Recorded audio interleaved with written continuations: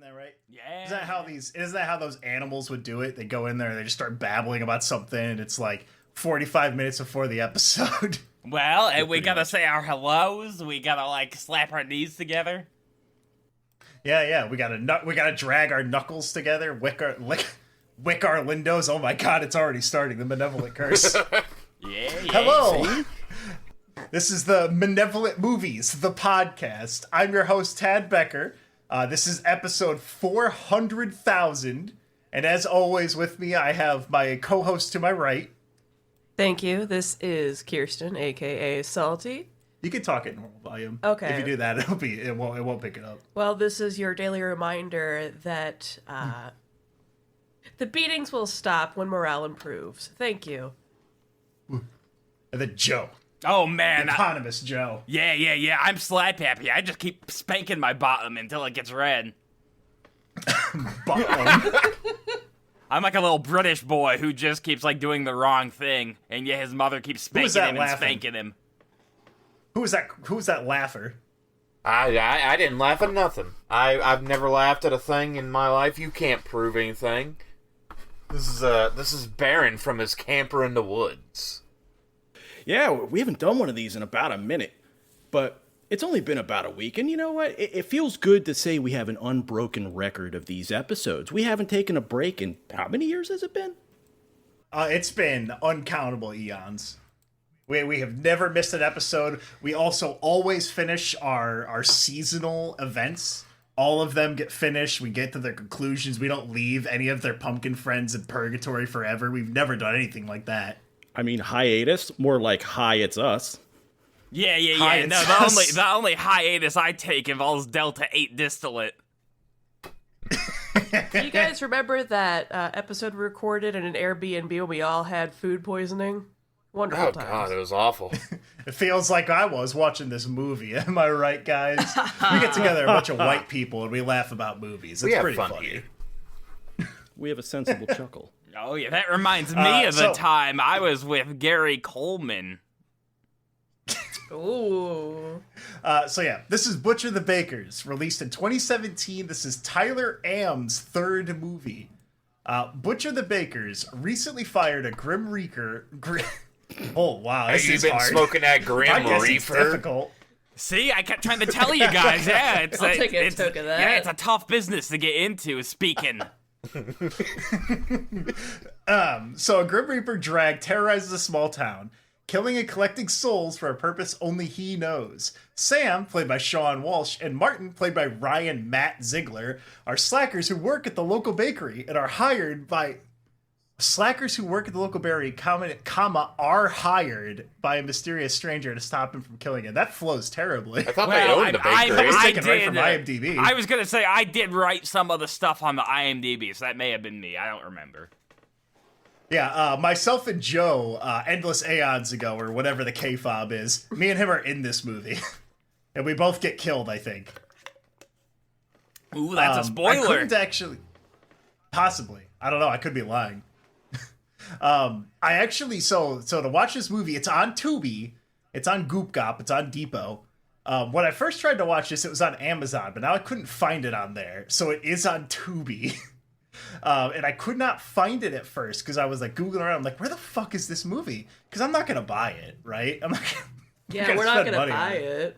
Oh, hail to the And no. it's because the promo image was like a very dark circle with the two main characters off to the side, and I did not recognize it. It was like a new promo image just for Tubi. I was showing my dad it, and it took us 10 minutes to find it, because it was in the suggestions. If you type in Butch, it immediately auto goes to Butcher the Bakers, and I kept looking past it as the very first movie. Yeah.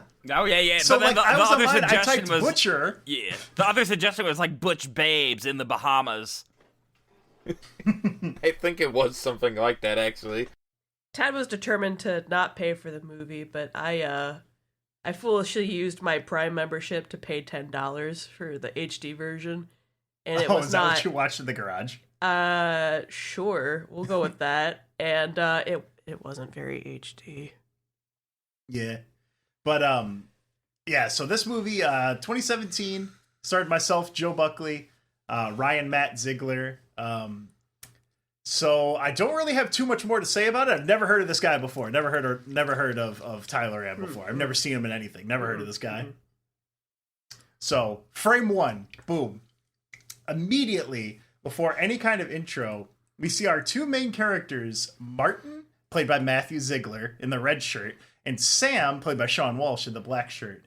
I actually had to redo my whole intro because it has like a 2000s iMovie, like it's like cropped in all around the frame, like black, right? Because it's supposed to be, I guess, like a 2000s style indie advertisement. I'm not like an iMovie thing, I think, right? Like a local advertisement you'd see for your local bakery. Yeah, but that has like the text come in. It says Sam and Martin, but they put it on the wrong spots, and so I genuinely had to go back and rewrite it after I got to like minute 10. Oh, in you my got section. tricked.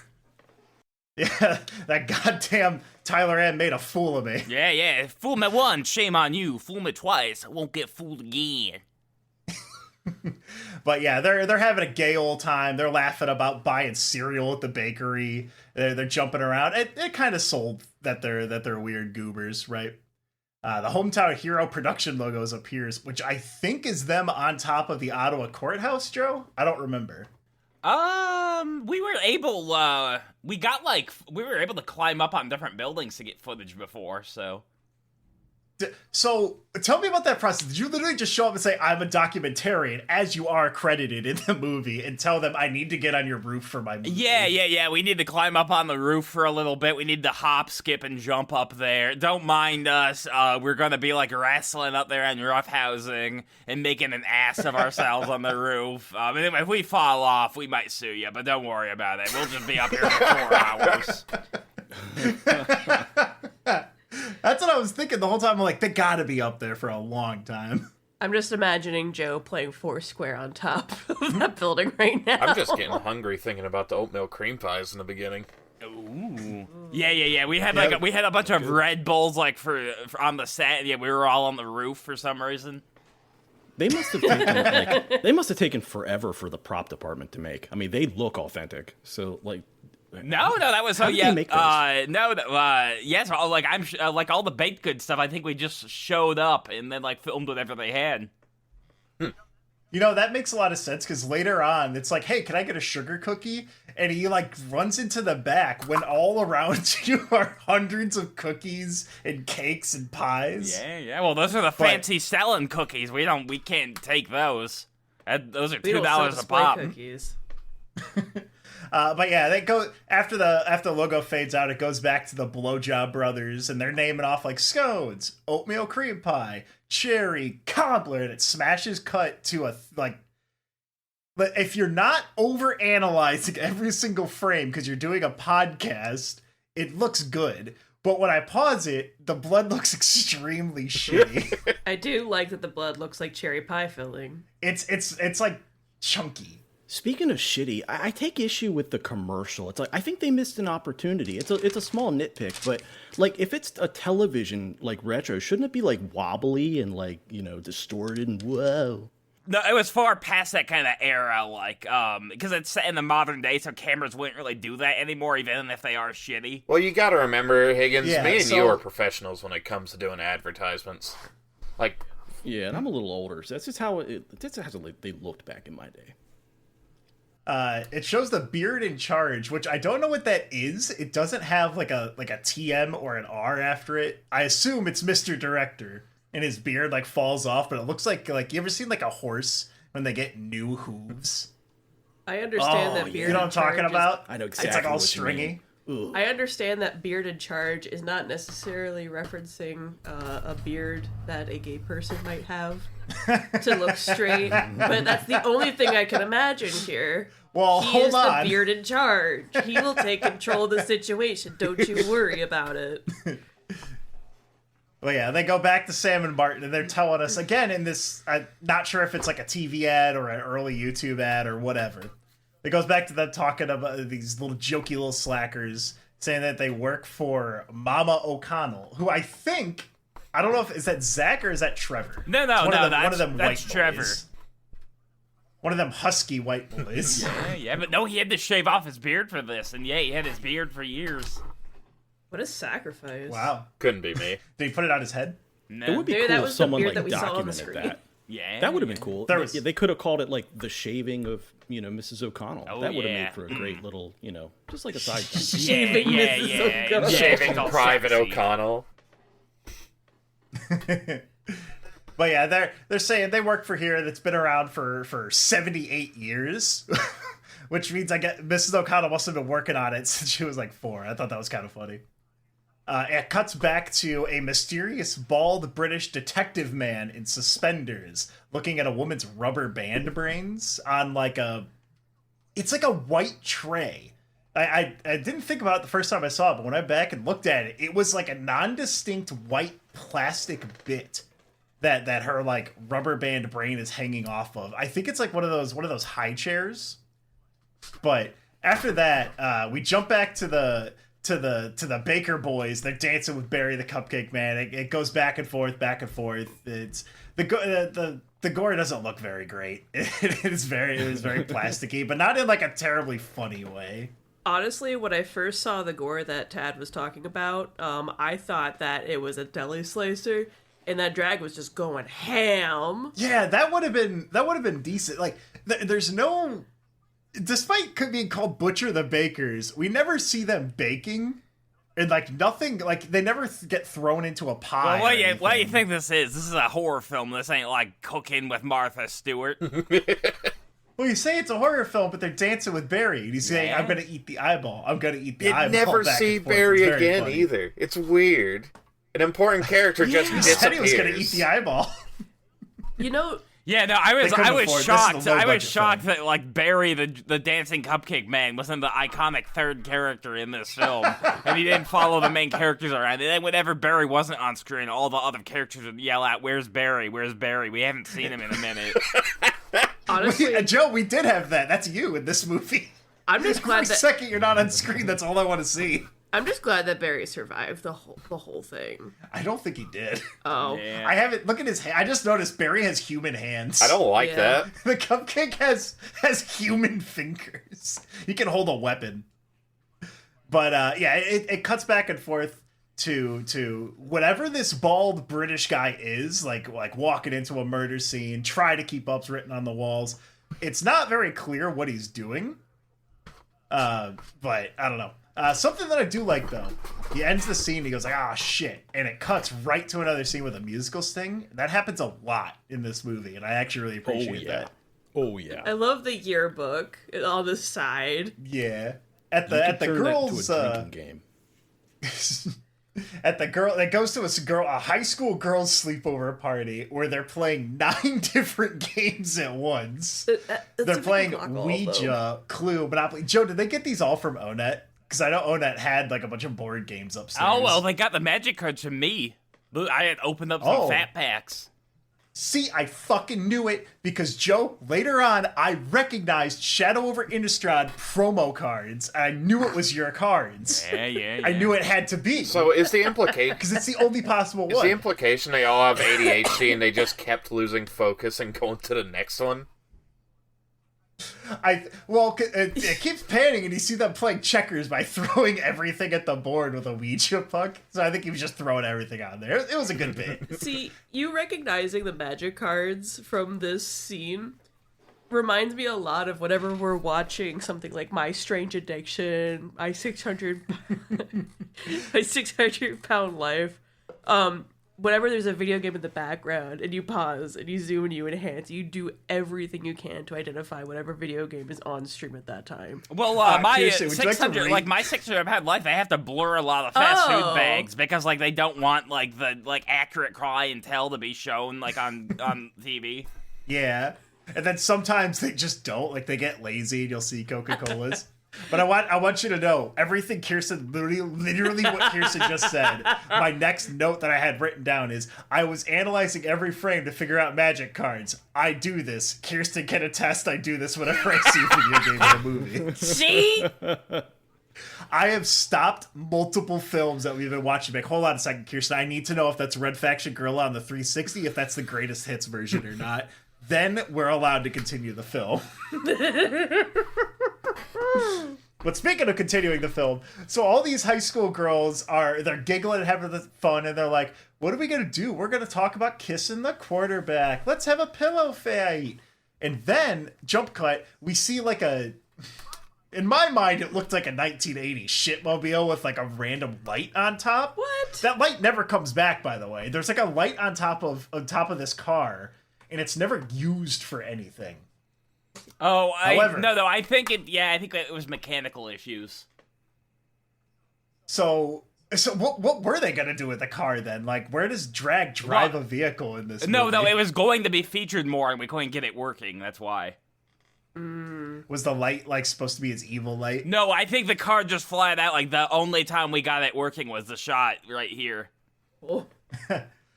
Speaking of this shot, yeah, this shot for the 99-cent movies Chads, this welcome to Ottawa sign that drag drives past that then catches on flames was the center of a lot of controversy.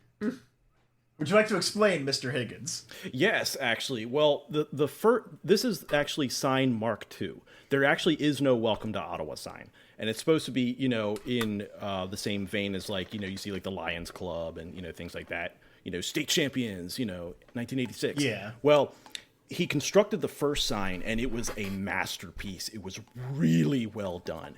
But there was, like, a freak rainstorm, and they forgot it outside, and it just got shreked. I mean, it was a lot of money down the drain. So the first sign was much better than this one, but it was unfortunately destroyed. So you can tell this one looks really rushed. It's because Wait, what do you mean he left it outside? It's a sign. It's supposed to go outside.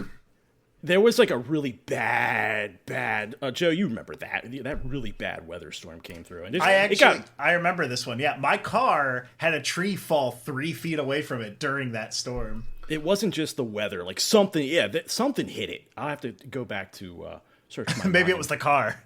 Maybe the car hit it. But yeah, that's the infamous Welcome to Ottawa sign. The mysterious black 1990s shitbox drives past and the sign catches on fire. I thought that car was sick as hell. The girls are all like, this is so much fun. Let's have a pillow fight. That's exactly what I was thinking about this activity, which is pretty funny. She opens the door and there's like 10 pillows just stacked there. We love a prepared queen. It cuts back out to the front of the house, and it's like 7 p.m. and then there's another cut where it noticeably gets like a little bit darker and the door opens. Because I guess they had to redo the shot a couple times. Maybe someone was in the frame. I don't know. You only got a half hour till the sun goes down, so you gotta get them shots out quick.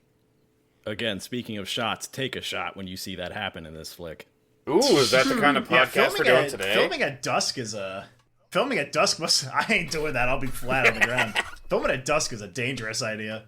But you see, I guess we don't know his name is Drag yet. You see the mysterious dark stranger with a pillowcase of bricks step out of his car. We cut back to the girls, and they start yelling at each other with increasingly mean names, calling each other sluts and ethnically challenged skanks.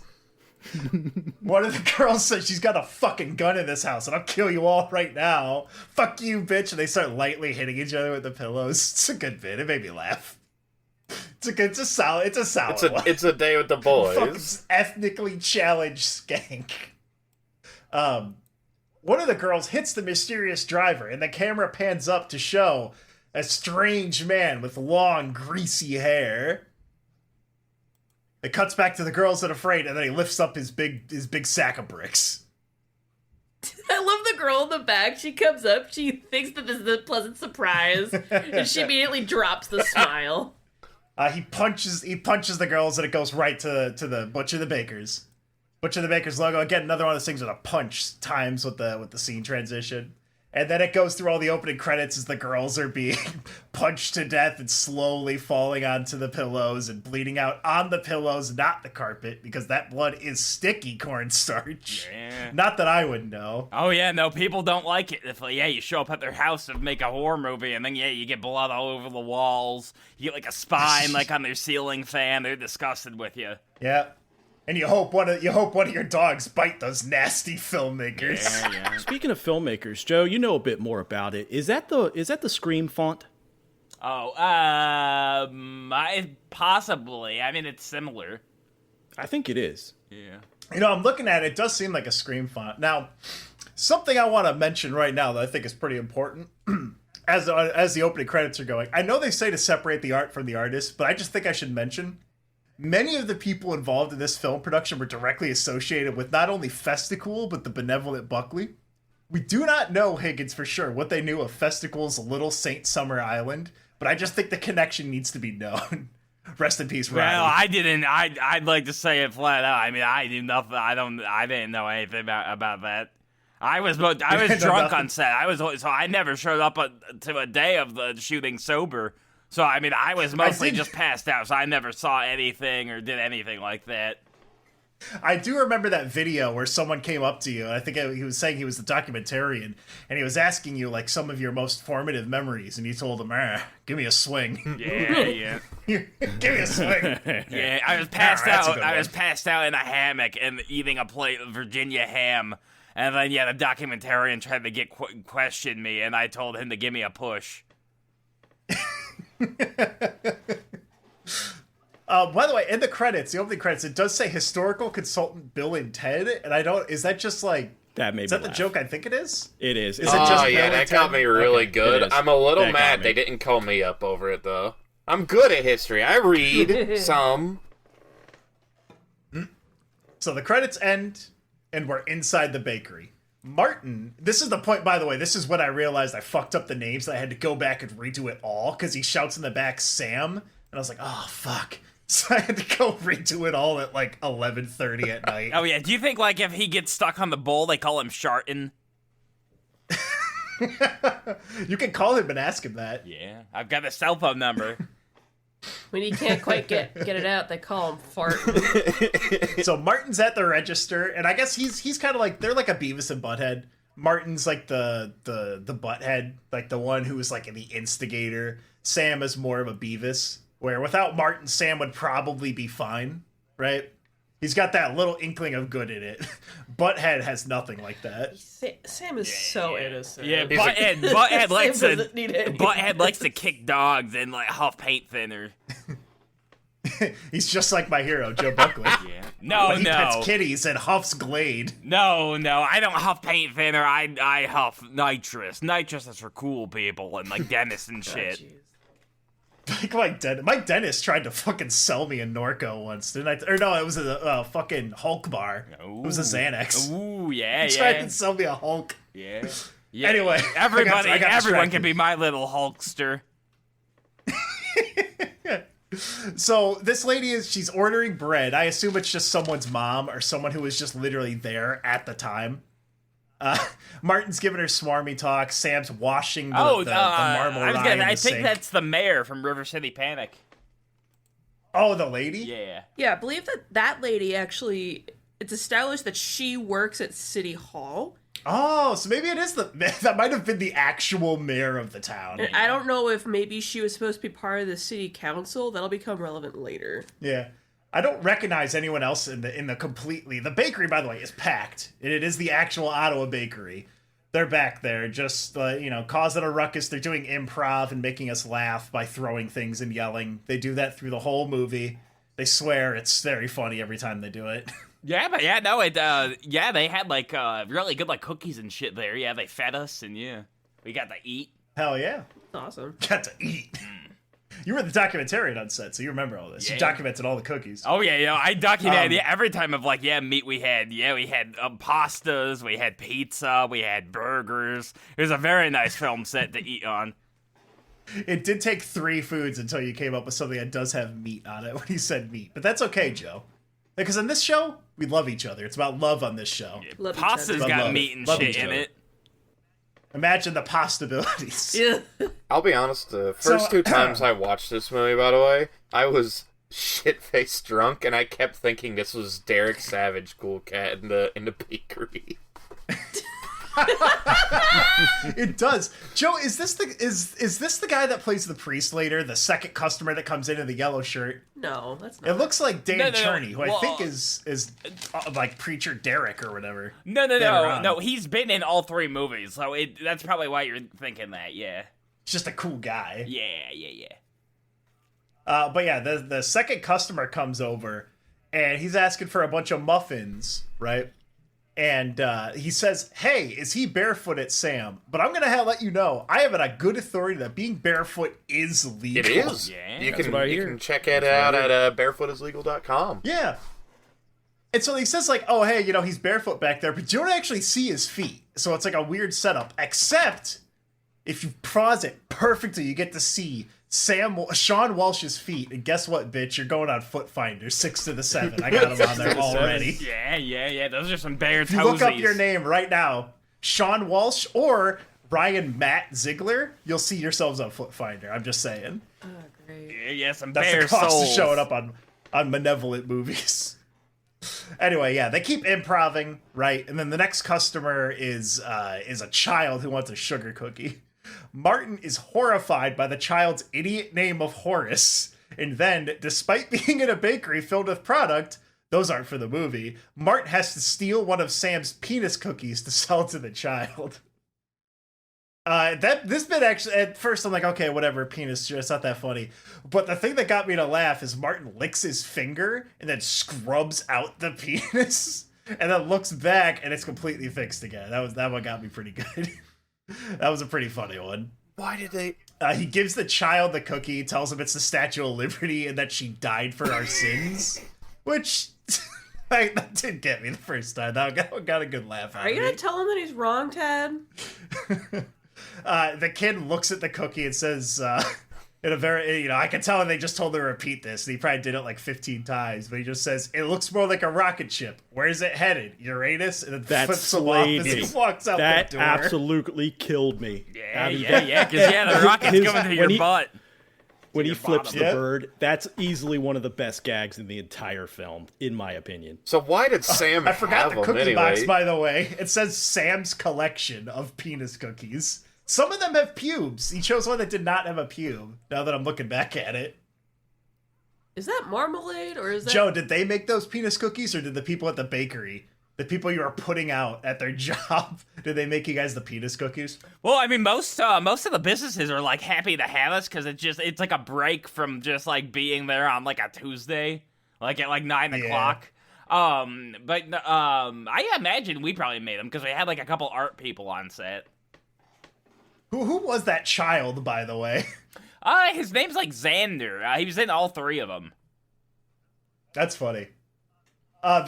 Speaking of, there are 3 different movies that all take place in this kind of like Illinois Valley area. There's River City Panic, which is the first one. And then there was Grace's Room, where Joe Buckley gets stabbed and we get to watch him die. And then, Butcher the Bakers. I'm going to be honest, the only thing I remember about River City Panic is there's an extended, like, 10-minute long scene where they're in the grocery store having a conversation, and every single person in the Midwest that walks past can't help but stop and look at the camera and not know if they can go down Right the at it. aisle. It's Right at it. hilarious. Y'all making is the a funniest movie? part. Y'all making some kind of picture film? No, sir, we're just standing in here blocking traffic with our cameras for fun. Dang, nabbit, I got hogs to feed. I got hogs at home. I was gonna add on to that while we're looking at the penis cookies in question. A little bit inside baseball here. I actually used to work at a bakery, and I used to like do icing on the cakes and cookies and stuff. It is very hard, so I'm not gonna give anybody a hard time about the quality of that penis cookie. I think that is a very good penis cookie. That's a nice piece. You're saying That's they're very nice hard. penis. Interesting. Yes. So Sam and Martin, they boot everyone out of the completely full bakery to close early. And then Sam checks the cash register, and it's just full of pennies, nickels, and IOUs from Sam. Or IOUs from Martin. Sam asks if you remember to charge that kid for the penis, and he says no. Sam is starting to have second thoughts about stealing from Mrs. O'Connell's store, but Martin reminds him that it's just borrowing, bro. And you know how much you love your vintage ski collection. Which, I didn't realize it at the time, but in the Illinois Valley, if you live here, you realize Kirsten can attest to this, because she's from a mildly more hilly area. There is nothing here Mildly. you could ski on. It is completely flat for like a 30-mile radius around us. There is nowhere he can take those to. I didn't feel like put the that only together. places I've seen where there would be kind of a hill to be able to go down is literally right next to the road. It's either right biggest next to the road or it's right next to a lake that you're going to ski out onto. You're going to go kerplunk immediately. There is, so later on in the movie, Joe Buckley does take a skiing hill, right? But there is a town, or a park in Ottawa that has like these two giant hills on it. And it's the only place that you could go sledding on. And I used to do it as a kid, but we had to stop because too many fat kids were going down it and going so fast they'd go right into the fucking river. It got so bad. I have a clear memory of when I was a kid, right before I went into middle school, that they would just park the river rescue at the bottom of the street because they just knew that these fucking kids were going to go in. Wasn't there a possum incident? There could have been a possum incident, I potentially. still don't see how you all live in that flat hellscape. Whenever me and Dad went to Colorado, it was like fucking awful. I could see a guy pissing in his yard 2 miles away. Exactly. When I leave my work, I start at like the top of a quote unquote hill, and I can some of the days I can genuinely see all the way to where I live. I can see like 14 miles. As someone from the East Coast, Best coast. from the mountains of Pennsylvania, I don't like being able to see that far. I feel like whatever's over there is none of my business. It's gonna come and get you. It's gonna come and get me, and I'd rather be safe around my mountains and trees. It is you. so weird. I want to have some. I'm a prey animal. It is. I don't like being in a flat field with no features. It is so weird seeing people off the side of the highway around those areas where they just have a circle of trees with their house in the middle, and then it's flat fucking nothing everywhere else around them. Do you know why they have those trees planted around them in a circle? I assume so you can't just look at them all the time. Much like how they had to get rid of the trees at Washington Park in Ottawa because homeless people kept shitting in them. It's one, to prevent you from seeing people doing the business, but two, it's also so that in the winter there's nothing to block the snow. So if you don't have those trees, it's fucking awful to live out in the country. Oh, yeah, because well, wind they will kept- just go from Canada. They kept climbing up the trees like raccoons and then shitting off the top of them on the people's like open car windows. You know what? There's two instances of myself as a child in the Illinois Valley where I found homeless man shit, and it was both at a playground. Oh, I just remembered that now. It just keeps happening. How do you know it wasn't bored teens? They could be up to anything. Anyway, we were watching a movie. I forgot about that. So we hear a dingling at the door, and Mrs. O'Connell has arrived. She drives in on a stolen Walmart scooter to some deep bass music. It's pretty great. I like Mrs. O'Connell. It's a bulky Midwest boy in grandma clothes, and I don't know whose creative decision this was. But like when you first see Mrs. O'Connell, it's zoomed in and she's looking very determined with like her eyes, got like the slant camera angle. It's great. I love Mrs. O'Connell. Trevor sells the shit out of it. She comes in and she's like, these boys, I'm so happy to have these faith-based boys around here to run my failure of a business. these strong faith-based boys. Me and Mr. Eisenhower, and it shows her cat in the cart. And he has the hairiest arms I've ever seen in a non-Sasquatch. Honestly, I think that's the most like chill cat I've ever seen. The cat's name is Eisenhower, and I wonder if it was supposed to be like a super old, like decrepit cat or like a shitty dog, and they just kind of went with a kitty. He's just chilling. She brings in the boys for some sugar. Martin willing, and Sam not as much. Interesting. Yeah. Oh yeah. Martin gets down. I think the biggest laugh I had in the movie was when she said, "I'm so proud to have two strong faith-based boys."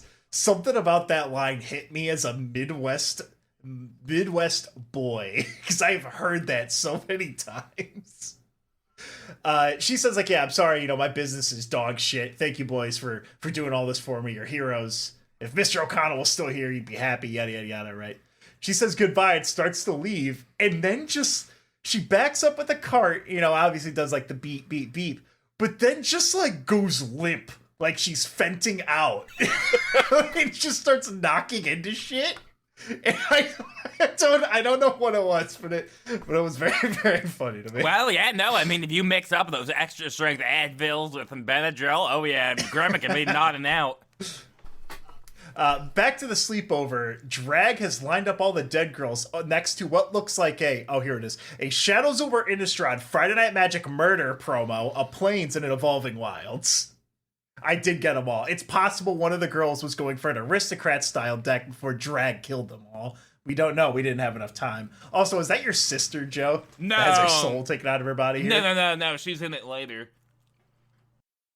That's right. But Drag, he opens up one of the girls' mouth and she has like a light bulb in there, and then a bunch of goopy shit goes out into like a little sphere, like potion thing, right? So he's taking their souls. The British guy, whose name we still don't know, says Drag, the former death, is going too far. He's screwed up too many times and needs to stop killing mortals without direction to. He also lets Drag know that it's highly illegal to take mortals' souls. I thought that was kind of funny. It's just, it means nothing. Drag just ignores him. And I thought that was actually handled pretty well, because it shows that, Drag does not talk to him during this whole thing. This unnamed British man is sending threats at Drag, but he's just not engaging with it. Like, he's walking out of the house, and Lance is teleporting to keep talking to him. And I thought that was actually a pretty fun way to show that, immediately, I don't know this character's name. I don't know either of them, but I can tell there's something different. They're not human, right? Drag, less so. Drag is driving a car. Lance is just appearing in impossible angles. And I just thought that was cool. That was fun to see. My theory is, I think that our boy over here, the British man, his name is Lance. I do think he's some sort of an angel, just based off of the role that he plays in the movie, and his clothing choice as well. Yeah, he's wearing the light blue. He's bald. Drag has the long, greasy hair. Mm-hmm. They're outside, just on the front, on the street in front of Tyler's house, because they forgot to get a filming location. And he threatens to send some cleaners after Drag. Drag finally speaks and points out 3 severed arms in his jacket, like the Resident Evil shopkeeper guy. He tells him you mean Tim, Tam, and Tom. And then hands him a very rubbery arm whose fingers jiggle a bunch. That is, in fact, Tam's arm, I believe. Was that supposed to be severed heads, Joe? Was that supposed to be a little character? Because the arm has personality, but it feels weird for Drag to just have 3 different arms in his jacket. I was thinking there was gonna be a little mummified head or something. Well, he was saving them for later. You don't know what he needs those hands for. That's true. Maybe some kind of job. Maybe he needed all those hands for a job. Oh, yeah. Maybe he was saving it for a bit, saying, need a hand. Could be. God damn you, Kirsten. I was about to say that. Maybe his name is Drag. Maybe that's the kind of artist he wanted to be. I mean, maybe he was looking around for something his prostate. Maybe he wanted to put down a down payment for something that cost an arm and a leg.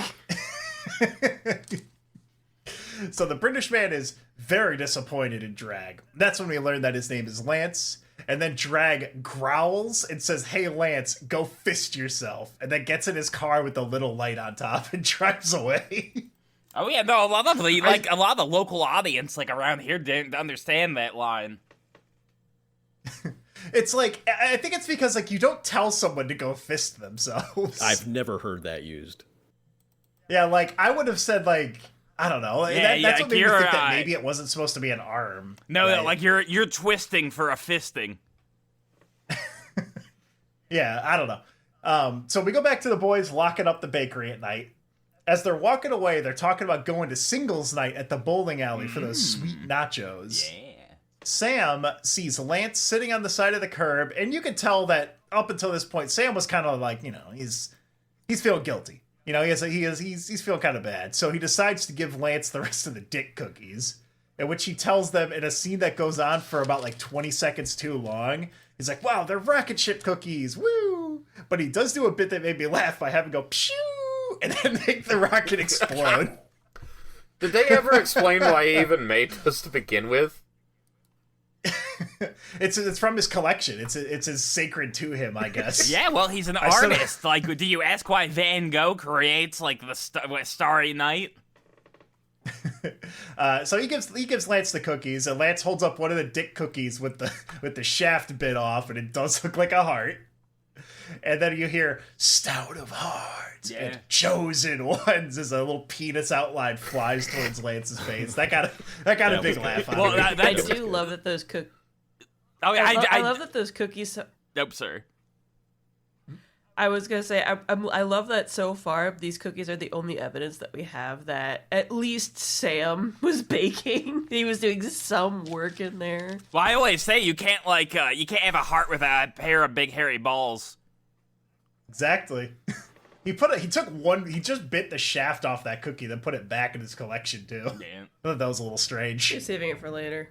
God damn it. I just saw the penis CGI thing, and it did it again. It's pretty funny. Oh yeah, no, technically we do have better CGI than about half of all Marvel films that come out now.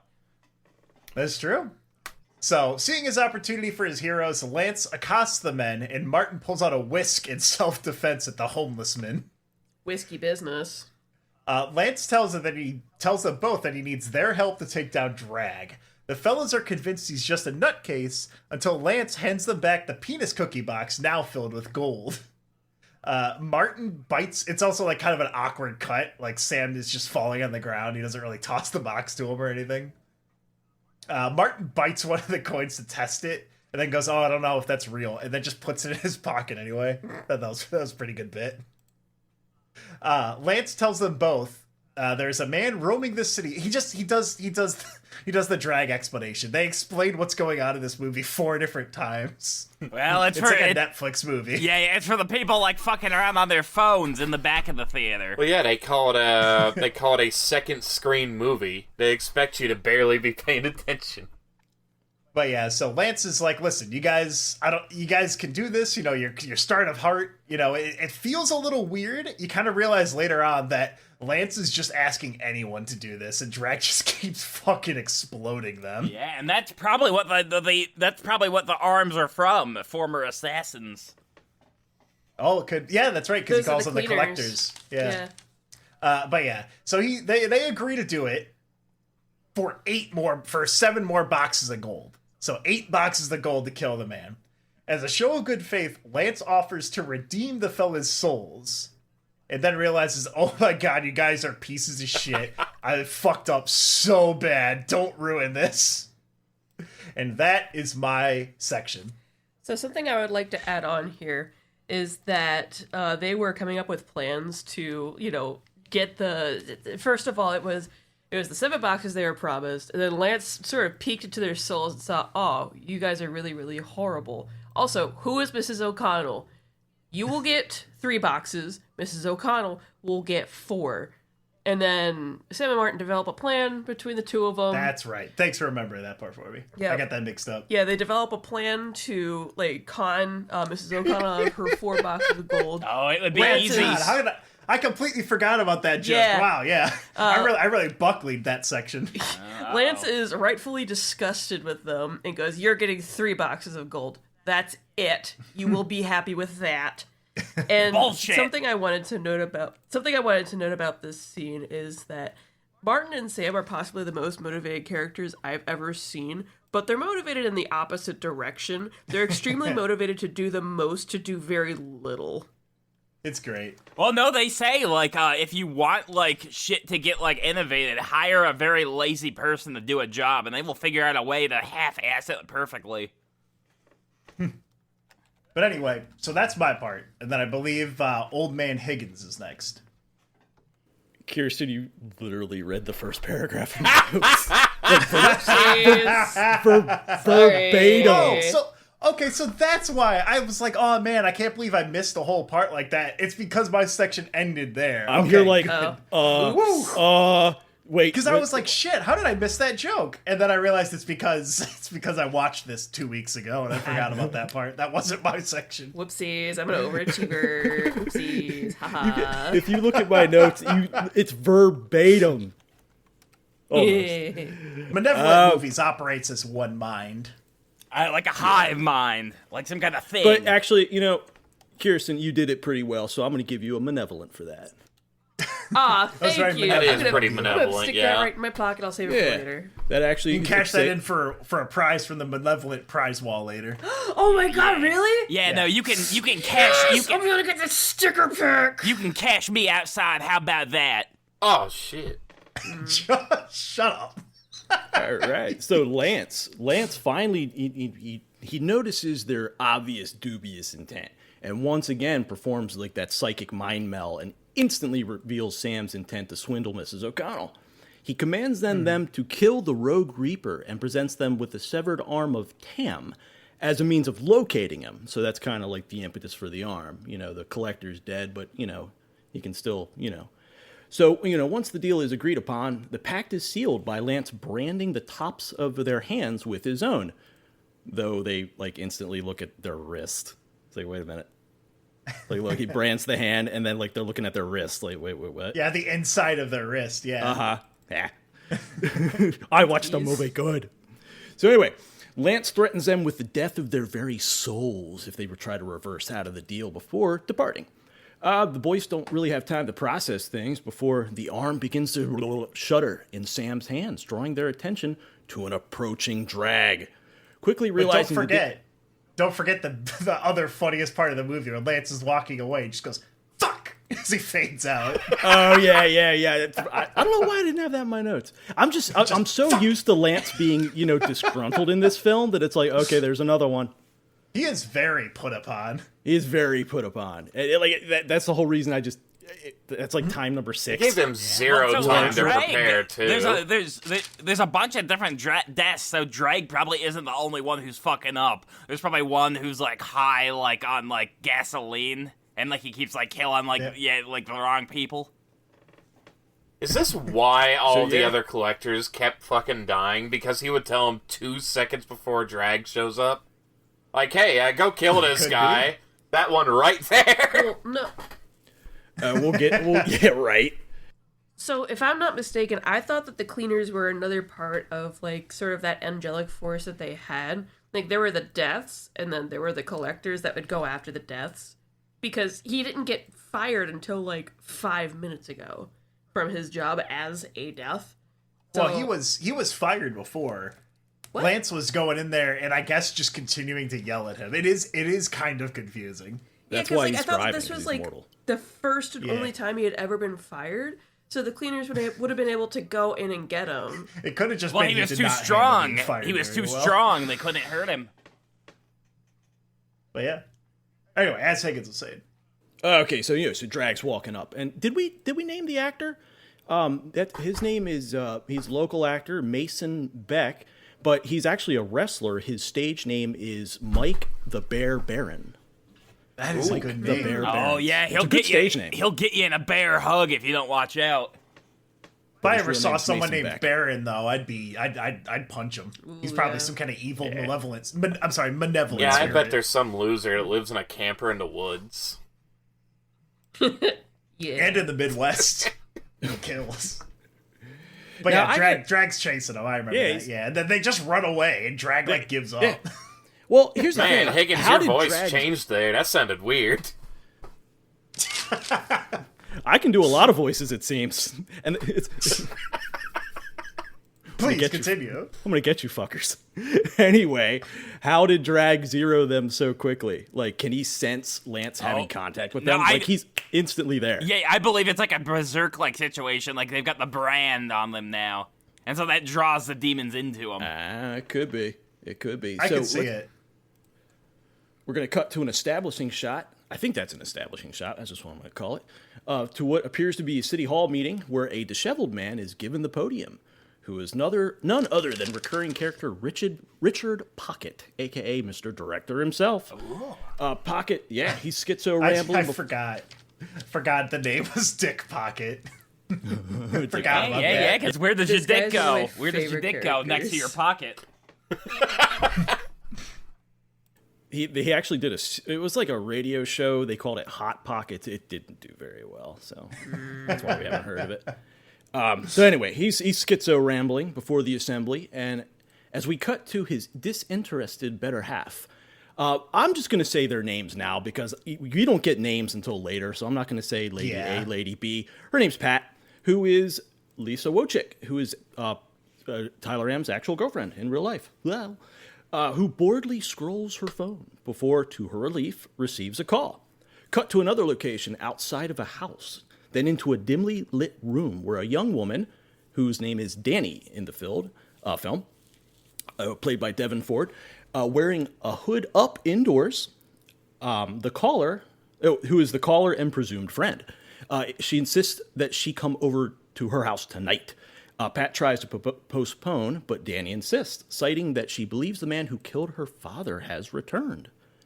Rightly taken aback, Pat agrees, as Pocket continues to crash out before being forcibly removed by the City Hall tech guy. And that's Chris with a K Smith, the one of the executive producers. He's dragged out by the City Hall tech guy, gets a face full of deer mace by the councilman, who turns out to actually be perfume. That's a recurring gag in these movies, deer mace. Very funny. Yeah, he just wanted to smell pretty. They end up using this location a lot, too. I think they use this, like, I assume it's, like, literally, like, the courthouse meeting room, and it comes up, like, 3 or 4 times. Oh, yeah. Especially when they get, like, whatever guy must be a famous director that I've never heard of or heard before who shows up. Am I just an idiot that doesn't know, like, flags at all, but why does that one have gears and cogs on it? That's the newest Pride flag. It's for people who are in love with their AI girlfriends. Yeah, robosexuals. Will you support the right of a man to marry a machine? I don't think so. Disgusting. So the phone call ends with a promise to come over in 10 minutes as we cut back to Danny as the camera pans to a pistol that she clutches as well as assorted rifles on the floor around her. Ooh. I like Danny. She's fun. Did you see the barrel? Like, it's got, like, shit in it. It's, like, not like, I understand they're prop guns, but it's like they dropped it in the dirt or something. There's obviously, like, shit in the barrel. Anyway. Well, hard cut back to the bakery. Huh? Oh, that way if a Buckley goes outside waving it around, the police know not to shoot him. It's full of stuff. That ain't no real gun. Full of buckshot. Yeah, we'll get to that. Hard cut back to the bakery as Sam is being viciously attacked by Drag, lamenting the lack of firearms as he shouts to Martin for help, who retorts that they got rid of his gun because of its lack of a safety. Okay. Drag continues to thrash Sam. Squares punches him right in the face, and they sell it. Like, look at that punch. Like, you know. It's a good hit. Mason's throwing that punch, and Sam's jumping back, man. I mean, they sell it. Sean the Walsh choreography sells is it. actually really solid. Like, it's really good. It's really like good. Something I thought was going to happen more in the movie. It's like, okay, he's a wrestler. Why did they not at some point, like in the grand finale, get into a fucking wrestling ring? Do like a bunch of basic wrestling stuff. It's because so a wrestler can somewhat like kind of teach like newcomers like very basic wrestling moves, but it's not safe to do it. Because, like, for wrestling to be safe, like, both parties kind of got to know exactly what they're doing. Oh, so if you didn't have an act... It would have been really funny if you had, like, a stunt double who was obviously not one of them. Yeah. Who would be there for those fights. That would have been great. Yeah, but in like, wrestling, it's too easy for, like, somebody to fuck up and, like, flub, like, a move and then get their spine, like, broke or something like that. And I don't imagine someone's like, hey, do you want to drive all the way out to fucking Camp Tuckabatchee in the middle of the night to do a fake wrestling ring? Yeah. Well, we got, like, in the kill montage, we got, like, a couple more, like, wrestlers. And that's, like, kind of, like, how he picks them up and, like, throws them on the table and shit. Oh, that's kind of fun. Yeah. I didn't even think about that. All right, so Drag continues to thrash Sam, who tells Martin to use a knife. And he does. Martin charges Drag only to catch a nasty backhand like John McEnroe himself and knocks Martin flat. But something's wrong. Tells him, that's my best friend, you bastard. So these boys these are strong faith-based boys. Only amongst themselves. Good old boys. No, I mean, but my best friend is Jesus Christ. I don't know about you guys. Mm-hmm. And he's not anywhere on this podcast. Mm. I do appreciate that in this scene, while they're arguing about the the gun that had no safety on it and why he had to get rid of it. Marty's digging around the kitchen for the knife. He's like, do I use this? This doesn't have a safety on it. That was that. good. Yeah. That was good. I forgot to add that in my notes, but yeah, that was good. But there's so much that sounded. I don't know. Was that improvised? Do you think? I'd have to go back and look at the script. You sound like a Facebook Go comment. do that, Joe. Oh, actually, on The do it right Office, now. they didn't script anything. Michael just did that, and they decided to keep it in. Oh, yeah, well, no, actually, yeah, you can tell that The American Office wasn't scripted because it's shitty. And it just keeps going and going. You know, the other weird thing is that Drag's hand just kind of did that on its own, right, Higgins?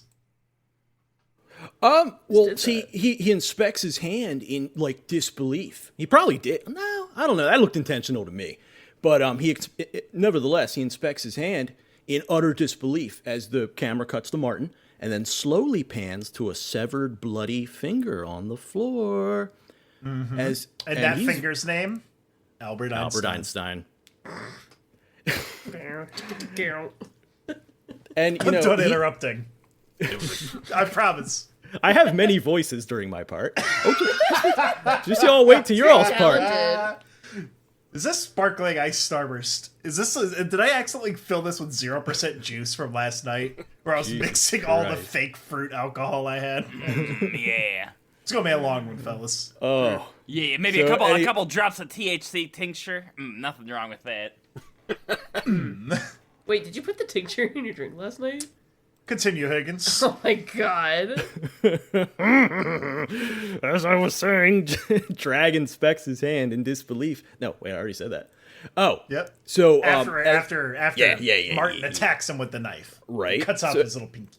So he's just realized his mortality for the first time. Like, it's just hit home. That's why he looks so distraught. He quickly collects the finger and flees in a panic. Quick cut to the arm, which skitters around like Thing from Addams I Family. fucking love it.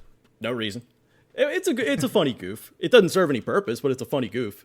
At that point, I mean. Just as Martin... I'm sorry. Continue. I heard that. Please don't. Would you like Please to speak? don't beat me, please. Miss Kirsten, do you have something you want to say in front of the whole class? Yes, actually, I was going to ask whose arm that was skittering around the set. That's Tam. Oh, it's Tam. It's the same arm. Oh, Actor. No, whose I know actual it was arm? Tam's arm. Oh yeah, duh. Oh, no, Is it was what actually, credited it was, as That's Nick. That's Yeah, it was Nick Or Schwartz. Schwartz. Yeah, yeah. I always want to say Schwartz, but it's Schwartz, isn't it? SW? yeah. I love how Okay, obviously different it is from the prop hand they use in a bunch of scenes. Yeah. Oh, it's so up. But then again, that's a really well made arm. I wanted to make like a Spirit Halloween gag, but I couldn't do it. It's too well done. Anyway, Martin collects an injured Sam from the floor, who alerts Martin to a knife embedded in his leg. I feel like I've seen that gag used before in other media. That's almost like a joke I've seen before. It's like, oh, hey, by the way, you got something, sticking out of your butthole. Yeah. Yeah. Anyway, Maybe we'll have to find some documentation about that kind of joke. Have to make sure that it's notarized. Just in case, you never want anything bad to happen. to someone making, like, a funny joke that makes their friends laugh. Yeah, And other God forbid you people. I repeat mean, it. I've heard of other people who were like lambasted, like heavily for innocently, perhaps using like a joke that was said before. I've seen somebody get raked over the coals for that before. I mean, I know I've made the same joke before. Joe, do you get much in royalties from this, or do they all go to pay, I don't do any kind of court stuff. I'm not court mandated to do anything. I don't believe in any of that nonsense. Oh, so we cut to an empty auditorium of sorts, which I think is another part of Town Hall, because Tyler had, like, pretty much unfettered access to it. Oh yeah, he got the keys. Yeah. He should have filmed this scene on the rooftop. Every scene should have been in a roof. Honestly, this scene on a rooftop probably would have been great. We find Lance enters.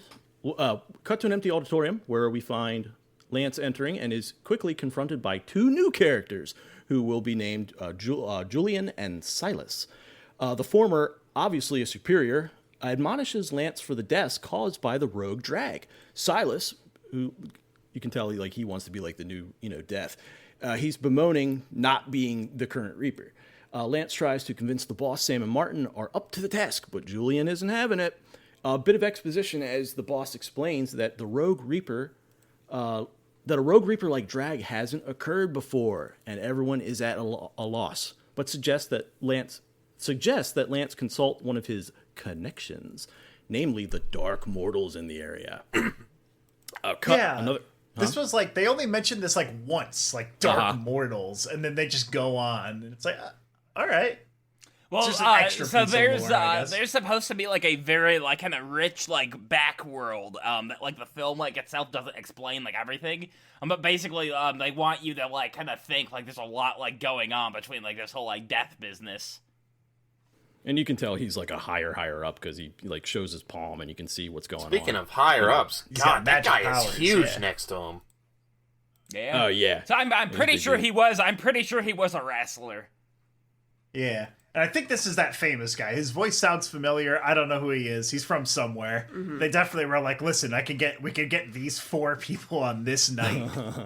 I'll fly you in and pay for your hotel. That's all we can afford. You're going home the next day. Oh well, the really like famous guy. It was like it was Willy from a soap opera. That was. It sounds very famous. Yeah. He was on like All My Children, I believe, for like My 20 Children, years. yeah. Well, he was on your what? Oh, okay. Yeah. What? He was on My Packer. No, it's disgusting. No, Joe, no, Yeah, no. my penis, my peenie. Stop providing entertainment on my show, Joe. No.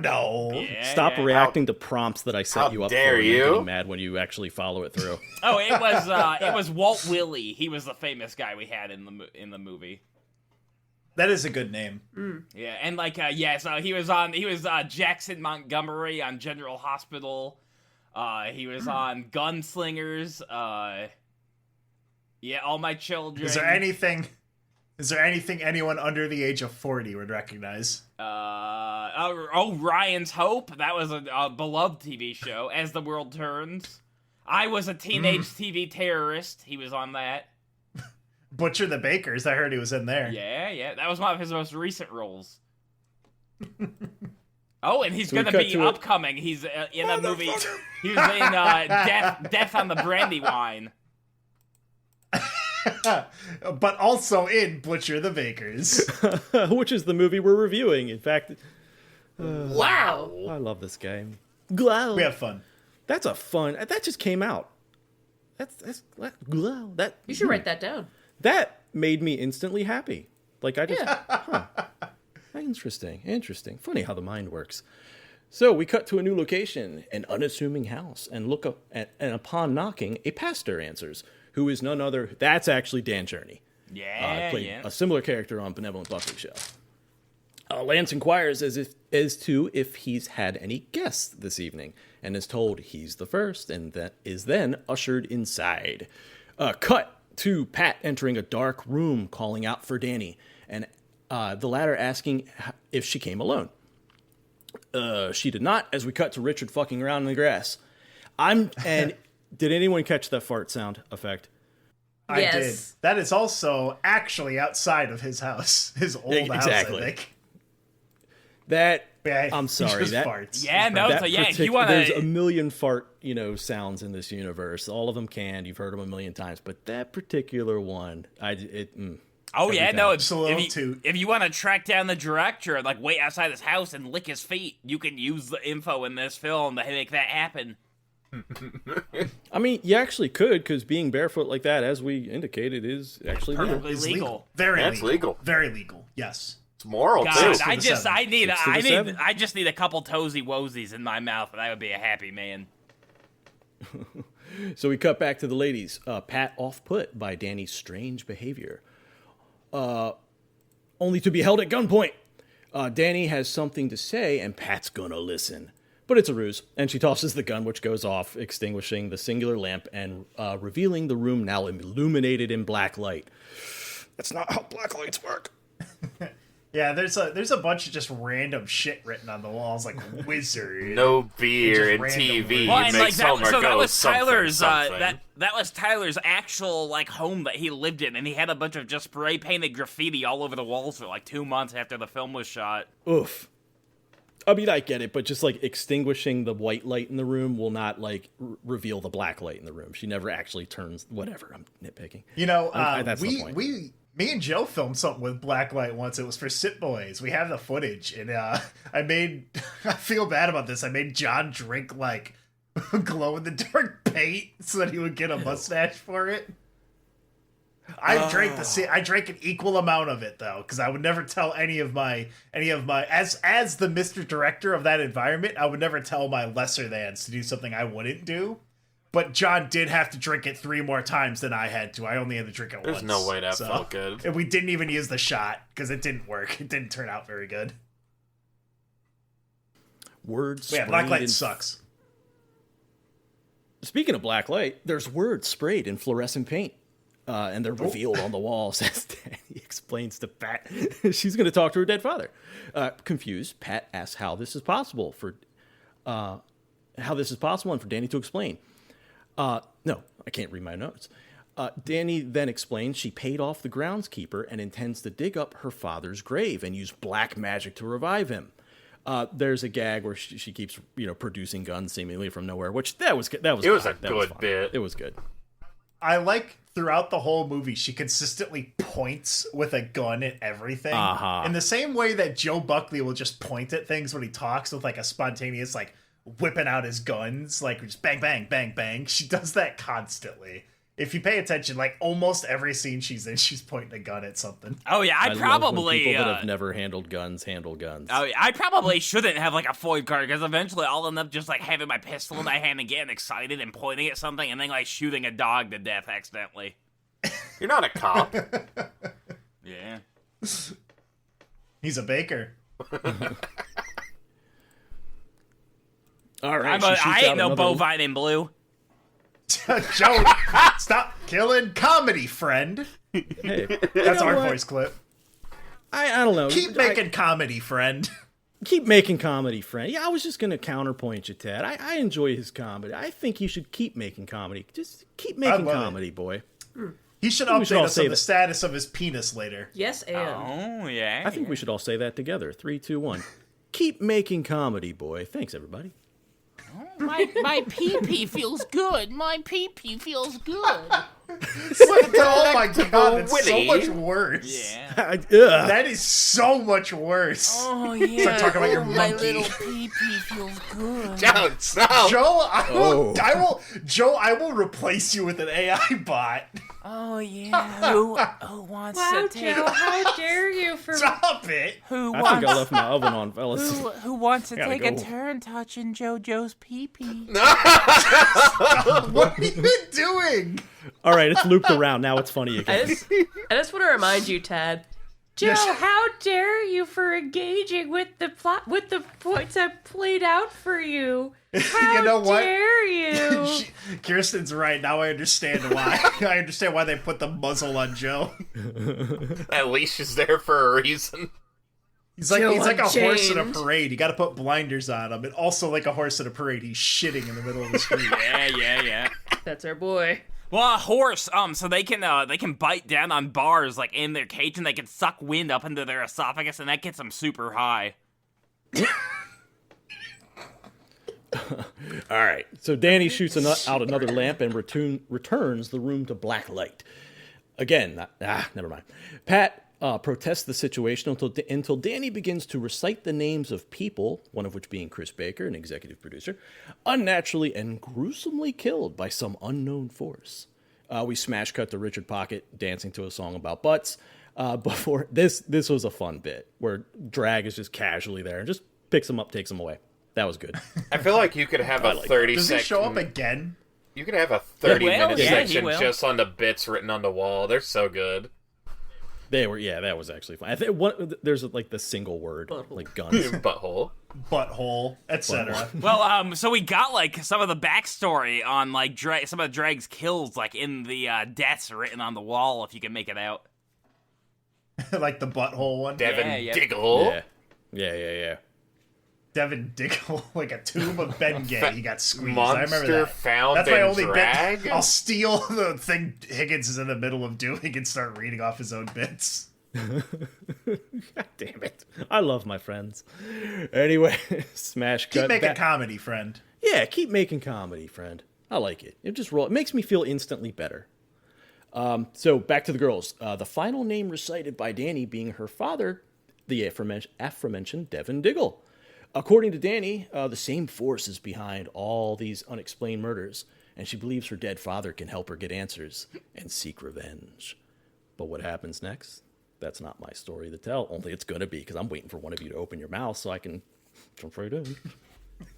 Wow, what a good transition, my friend. It's I'm sorry. my turn now. Uh-oh. So, wait, is it my turn? I think so, yeah. No, I'm... Yeah, you're after Hayes. It is. Okay. Yeah, I am. Okay, I was looking at the Yep. timestamp. 32 minutes to 48 minutes. Yeah, I stole like after... 30 seconds to a minute of yours. Yeah, how dare you, first of Uh-huh. all. But after a lot of convincing, so Danny finally convinces her friend Pat to come along to resurrect her dead father to get information on the guy who killed him. Mhm. Something that a girly pop would do on a normal Saturday night. Meanwhile, we cut back to Sam and Marty. They gear up for battle with improvised weapons and armor. They totally look super duper cool. Oh, don't forget, the way that the scene transitions is Danny asked Pat to go take out a light, so she takes a gun and just shoots the lamp, and then boom, musical cut to them getting geared up. Yeah, I don't know why I didn't have that in my notes. That was a really cool transition. Yeah, what is their armor made out of? We get like boom, boom again to the music as they're all getting suited up with shit. So from what I could tell, it was made out of like various sports equipment. Some of it might be a little bit too small for them.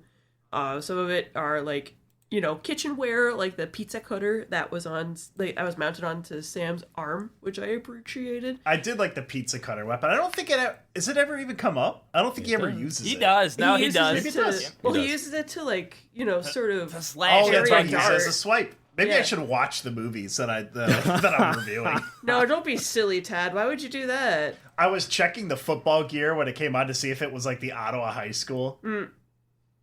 Where all those there's like a chainmail made out of like cans and stuff.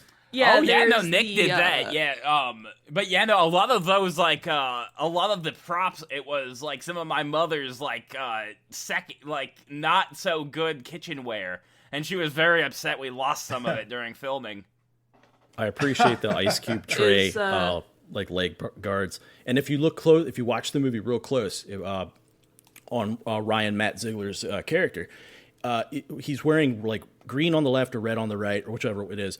But I think half of the way through they forget which side was supposed to be which, and it changes. That's funny. I liked how he has like steam vents on the back of his too. Like he's got like two spots for like swords, but he never puts anything in there. Are those? It just kind of sits up. Well, that's just in case it gets hot under the those? collar. Oh, could be. I liked it. It seemed like the armor was kind of fun. Yeah. I like how he just has a as cup you can holder see- there too. That's one of my favorite bits. Yeah. So you can. Also, Sam's what's on the his wall? bucket hat with the cup holder. Yeah. With the cup holder on it, he's got his sort of It's And plate those it's are- for your mail. chug jug. I think he's got skis. Skis are duct taped to the wall. Fuck on the yeah. fireplace. I didn't notice I didn't notice that. I didn't notice it till like the second playthrough or like third. But that ties into the ending where they almost get their golden skis. Almost. That's a spoiler, Joe. But That's a I was spoiler. gonna say, But damn. yeah, they test their equipment. Sam shows off the pizza cutter that I mentioned earlier, and he uses it to parry a dart that Marty tosses at him. Marty turns around. It's immediately apparent that the dart somehow ended up lodged in his scalp. Much like how in the scene where he had the knife in his leg, he wasn't immediately aware of that. I don't think that anybody ever tells him throughout the movie. He eventually does get rid of it. I'm wondering if it fell out, if Sam took it out when he wasn't looking, or if there was some other extraneous variable that we never got to see. I think his head just did that on its own. His head just did that on its own. Absorbed it Thank like a you. splinter. His body slowly started to reject it. But something to note here is that Sam and Tam's arm form an unbreakable bond. As they're talking about, what they gotta do. And Marty is a little bit skeptical about whether or not Tams are later known as, I believe, Neil Armstrong. That's right, they do name him Neil. Is able to even, like, handle communicating with them because they clearly can't speak. And I did appreciate saying, oh, no, dude, he speaks sign language. Buddy, I think he's deaf. I did think it was kind of funny. If you look close, you can see he just smacks Sam a couple times. Yeah. It's a good bit. I imagine he was just cuddled right up against his butt cheek with his hand up the back. Oh, yeah. I appreciated that Sam was very, very tenderly, stroking Tam's arm. Because, they're very, very close now. They've formed an unbreakable bond. Mm-hmm. Filmmaking's like, that aspect. Yeah, filmmaking's like up close and personal. Like, yeah, if you're gonna film something, you're gonna be like butt to ass cheek with 6 other people in a smaller room in like a minivan. As Sam is trying to interpret what Tam's arm is saying, he sees Tam's arm sort of pointing back towards the door, and Sam immediately misinterprets this as a nacho break, because they're about to engage in a huge adventure. They gotta fuel up before they can do something of that import. Tam's arm is clearly very, very frustrated. Oh, yeah, well, and that was our Aunt Deb's cheese machine, and we accidentally lost the nozzle. We had to buy her a new nozzle. Oh. Is that why it says finger for cheese? Yeah. Yeah, it's they go into the kitchen and then they're just eating nachos from one of those industrial. I guess it would be an industrial nacho machine. I mean, I'm not gonna lie, one of the first times that Tad and I were watching this together, I was thinking about getting a nacho machine. I was just thinking, why do I not own this Right, thing? I want it. Yes. Hot nachos whenever I want. I mean, I don't even want to think about how you would clean that, what the maintenance looks like. I'd like to eat an entire bag of lukewarm liquid cheese in a month. I know I'm putting the carriage before the horse a little bit on this one, but they bring up nachos at the bowling alley multiple times. Why is that the food for a bowling alley where you're sticking your hand in a dirty ass bowling ball? So I took some bowling in high school, and I've been bowling like a decent amount of times, and there are like a lot of different foods you can buy at bowling alley, and nachos is one of the big ones. Yeah, why are they all finger foods? There's not one fork to be found. Bowlers, like, for the most part, they don't really care too much about hygiene. It's not a very hygienic sport, so I think they're fine with a little bit of I don't finger go to the food. bowling alley for fine cuisine. Yeah, but why do you want your dirty-ass bowling ball fingers in your nachos, in your mouth? No, Okay, listen. but think about this as well. The hand economy between... There's the hand economy between switching from, like, eating a mozzarella stick and then just shoving the rest of the mozzarella stick in your mouth and going to take your turn, or putting your fork down for your macaroni and cheese. Oh yeah, the hand goes from picking up a nacho to like scratching your ass crack to like digging around in your shoe, like sticking it back in the bowling ball. Yeah, they don't care. The most sanitation you're gonna get is that shitty little air that's definitely full of mold that you can dry your hands with when you go bowling. That's it. Those are great. Yeah. That's why it's the perfect thing for Sam and Martin. They're both losers. I have on 2 occasions. They got nothing going on. I have on 2 occasions stuck my fingers in a bowling ball, only to pull them back out when I feel something gross and sticky in there. Oh yeah. Just some kid let 3 Skittles behind in the bowling ball. It was slimy. I don't know what it was. You're saving it for later. Anyway, where were you? We're at our nacho scene here. Yep. Let's go ahead. Let's progress.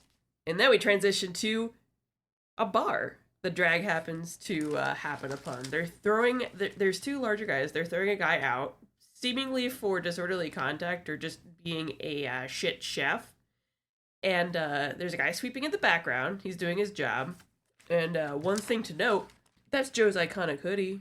Yeah, as soon as I saw that, like, the movie stopped. It's like I just saw Thor's hammer. Yup. And I was locked in on that. It's framed really well, because it's a big, like, purple hoodie in the middle of, like, a really dark scene. It's like, it's right in the middle of the frame. You can't miss it. Yeah, the contrast. He yelled out, he looked at the audience, and he said, you know how this happens, Iron Man. It's because I'm always pissed off.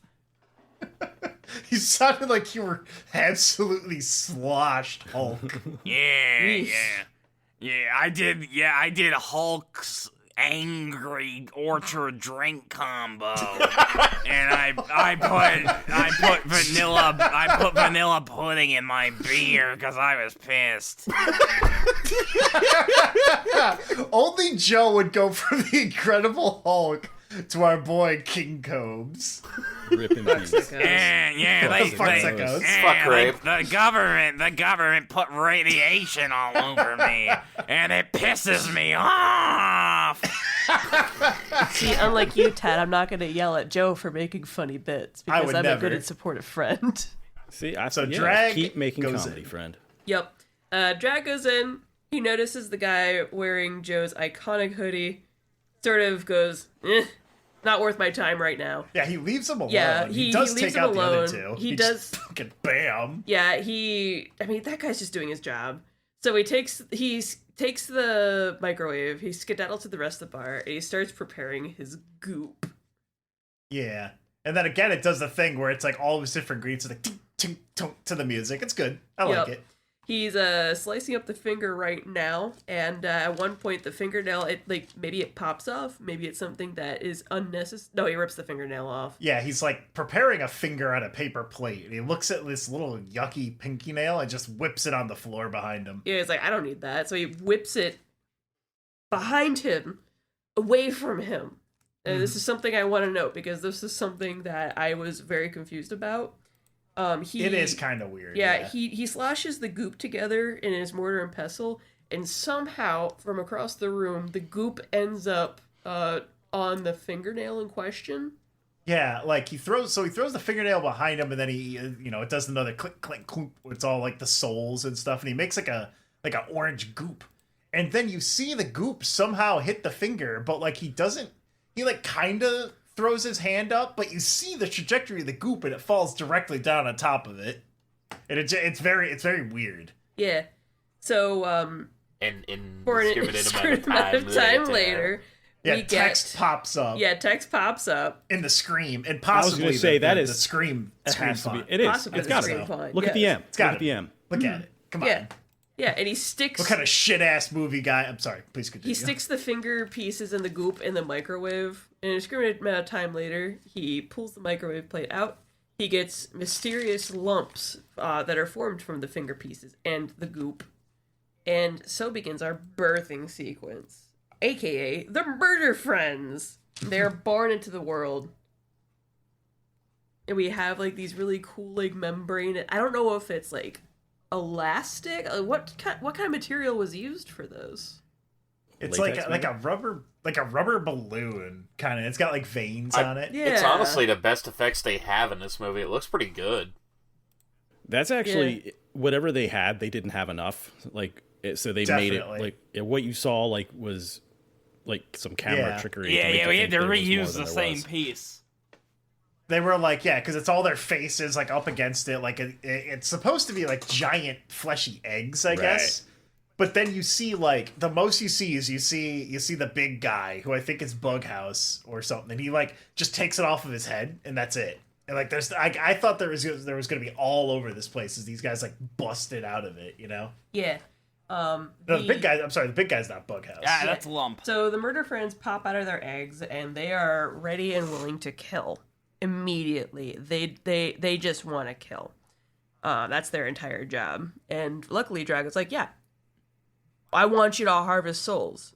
Mainly, I want you to kill the bakers, because they're going to get in the way of my plan because they talked to that angel fucker.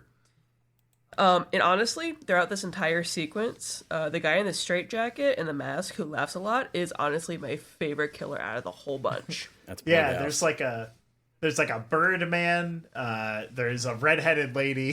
The aggressive redhead. Yeah, I think the scary guy in the straitjacket is Bughouse. Yeah. That's Bughouse. yeah. It's actually Tyler Amm. Yeah. Yeah, and then the clown, who I guess the clown is Joe Buckley, right? That's his name. Oh, yeah. Yeah, he's always climbing around and touching his penis. Touching his ding-dong. Because as we'll see, I mean, that's related to something in there, but like they don't really like give their names. Like there's no like I was kind of expecting with how this movie had like a bunch of little guys running around that there was going to be like splash screens of them all or something. Like a Borderlands bit. Like in Inglourious Bastards, Yeah. right? Yeah, it's like, yeah. But instead, they're all just kind of sitting around in a bar. Yeah. And Drag explains to them that, he's wanting to recruit them specifically to harvest the souls, as was mentioned earlier, I think it was to open up that portal because he wanted to leave. Because he just got fired as a death. Yeah, when the job's done, do whatever the fuck you want. That's what he says. Yup. But yeah, But, we were then filming. later on, we were filming at like a bar, and like there was a sloshed lady at like 2:00 in the morning who was extremely frightened of that clown. Like she thought that like the devil himself was coming after her because there was a man with makeup on his face. She's not wrong though. If you're going by the movie, yes, that is true. Yeah. I mean, the very slash lady should be very reassured in the fact that the clown doesn't actually live for very long. You should have Well, put the she camera was in her like- face and said, "Yeah, this is real." Yeah, she was extremely Nightmare. frightened of the clown, but then she was like standing around like in her shot, like not getting away from the clown for several minutes.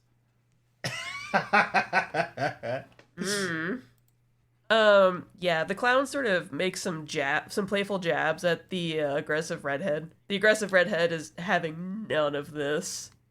She just wants to get to work. She just wants to kill. She wants to get the job done. She wants to get the fuck out of here with Drag. And I think that it's implied by several of the characters that like they would somehow be tangentially like in a romantic relationship. We see none of that. We see none. Like, neither of them seem interested in each other like that at all.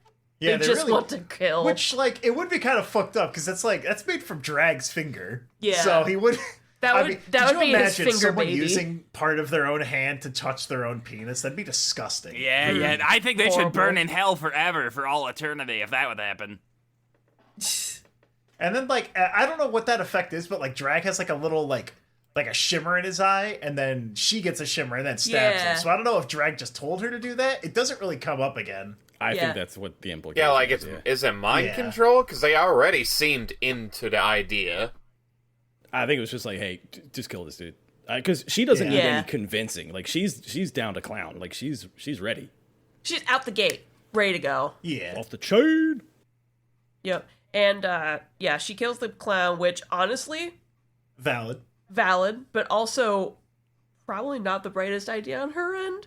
Yeah, one less minion. Because that would prove to be her downfall, I believe. It is one less minion. It one could have less- been useful. One less minion. Gru's never made a bigger mistake. So, yeah.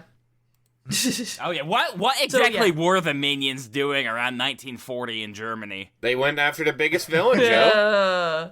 They were still in his little baby pinky finger. Yeah. Well, eventually, the murder friends are set loose on the town to wreak havoc. And my favorite killer, the guy with the mask and the trench coat, who laughs a lot, goes out to kill the man in Joe Buckley's iconic hoodie before he leaves. Then we cut to Father Derek and Lance having a talk. And Father Derek is just sipping on his whiskey like chalky milk. And I believe that is iconic. He downs a lot of it.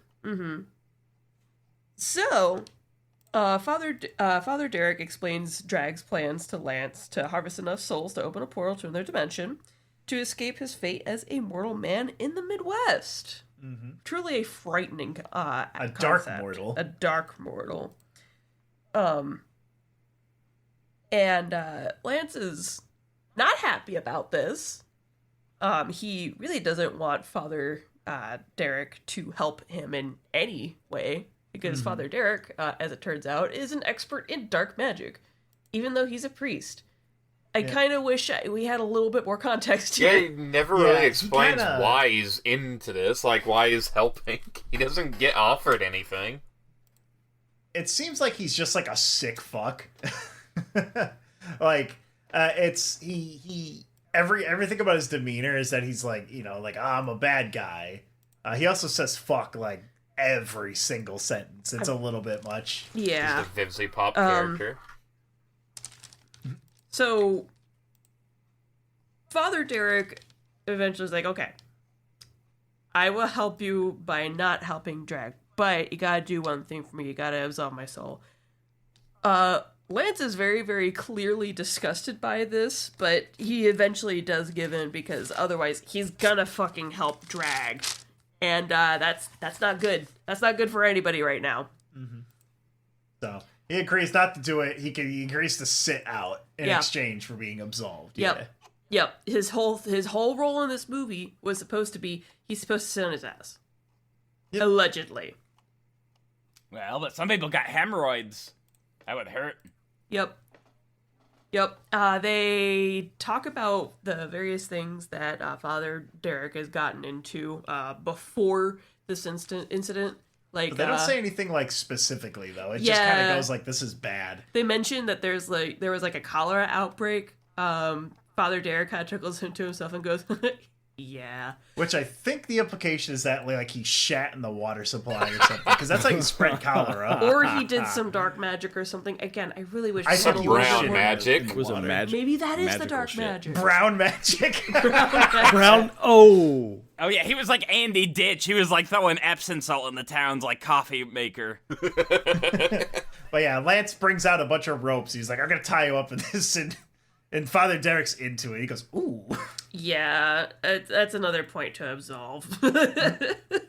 So now, eventually, after that scene with some weird sexual tension, we cut to the iconic murder sequence.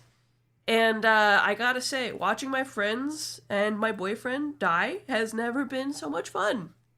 Yep. He's in Drag's in like a bar. I guess it's like a bar in the basement. This must have been where he had all those other wrestlers. It's like 10 different locations. Yeah, if you see strong men, that might be a wrestler. There are many, many murder scenes, and honestly, if I wrote every single one of them down, this would take like an hour and a half. This would take forever. So the redhead lady. She kills someone that I thought was Joe. I thought it was my Uncle Bob. I thought that at first too. He's just in like an office, and she goes. He's just chopping nothing. He's just playing with the fucking paper cutter. Yeah, as you do. But she just goes over there, chops him, and then cuts up to him, and he's going, "Oh!" I love the face he makes. What's he gonna do? She just cut his hand off with a paper cutter. It's pretty great. Yep. So Drag rolls up into like this probably like basement bar type thing. Oh, he was cutting actual paper. I thought he had nothing on there. That would have been funnier. And we cut to the aggressive redhead cutting a guy's arm off, hand off with the paper cutter, probably in that courthouse that we were talking about before. Then we see podcast, my friend John with his peg leg from when he broke his leg in like the middle of like a junky warehouse. Yep. Lump goes over with a chain and chokes him out. It's a good scene. It's really funny. There was an earlier scene we did where we were all supposed to be a party, and John would come out on his crutch and like go out into the dance floor, and then he was supposed to throw his crutches away and just start fucking breaking it. But then like I guess that scene couldn't get used because of the lighting. I remember it because I woke up really early to go there on my day off, and we got like sugar blood all over the top of the guy's like his garage, and we never cleaned it up. Oh. Well, they say nothing wrong with a little sugar blood between friends. Yeah. Then you see Joe's sister Jess going up the stairs, which I guess she was downstairs from the party from earlier, and she sees all the dead kids. Yep. God, or no, this is a different girls' party. It's different. She goes up the stairs. She's like that Buckley. She's like, he's in a handrail. She was like, oh, that's blood. What is going on here? And then you see the guy with the sort of tooth mask. Yeah. Yeah, and he's like sort of hovering over this girl. Mm-hmm. Next scene, we see honestly I'm a little embarrassed, but the one guy with the leather jacket on, I saw that, I was like, oh, that's Tad. I was like, wait a second. Yeah, that's not Tad. There's several large white Midwestern boys in this movie. I could be interchanged with many of them. It's the whole scene is it's all the 5 different ones. The Birdman, he uses like a red. There's no dialogue. It's all music during this. The ghost, like the ghost bird guy, he throws a bunch of red smoke at people. You see Lump just crushing people. Yeah. One of them's on top of a roof, but the lighting, you can't really tell who it is. Mm-hmm. I think the redhead lady, she's just killing people in an office, and they're all just comically like getting torn apart. It's Oh, funny. It's the great. roof- She the beats one of roof- them to death with a stapler. Yeah, the roof guy should She's be so Toad Man. Oh, is that the one with the green where he's got the mask? Yeah. Yeah. It's just going between all of them. They're all getting their asses beat. Yeah. My favorite one, that's not me getting killed, is when the redhead runs over to someone just locking up after work and rips her shoulder bone out. Yeah. Just the contrast between, like, her general aggressive nature and, like, the calm atmosphere of, the courthouse building. It's a nice contrast.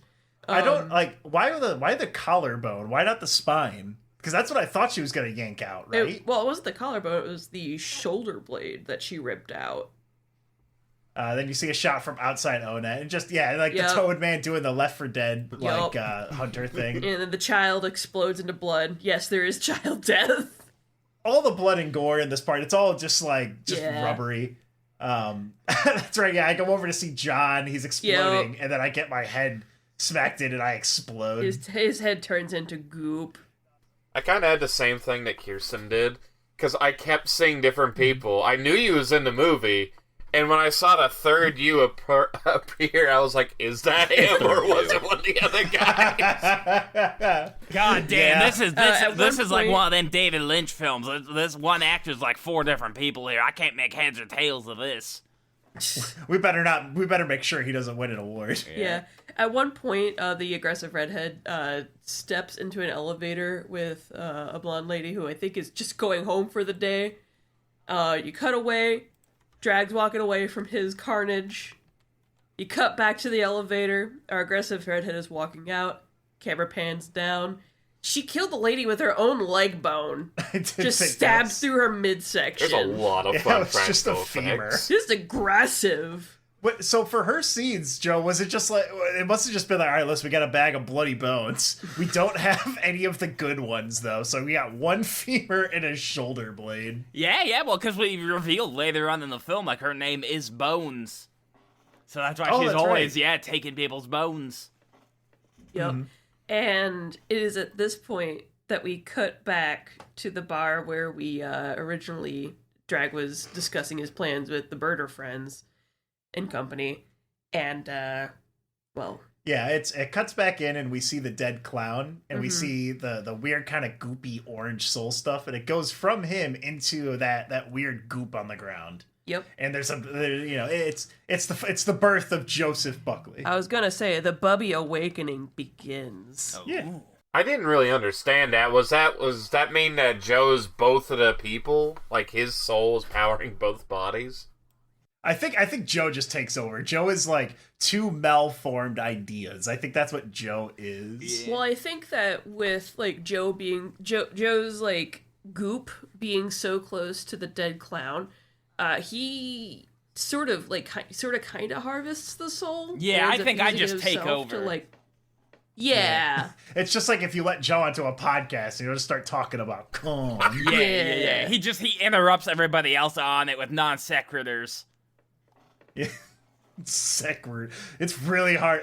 You know what? We don't make fun of people having speech disabilities on this podcast, Nope. so I won't Oh, make yeah. fun of you for saying that like you got much That'd mouth. be rude. Oh, wow, And, thank you. It's so nice and pleasant. We move along to our secondary plot characters, Danny and Pat. And my headset just disconnected from my phone. What Uh-oh. the heck?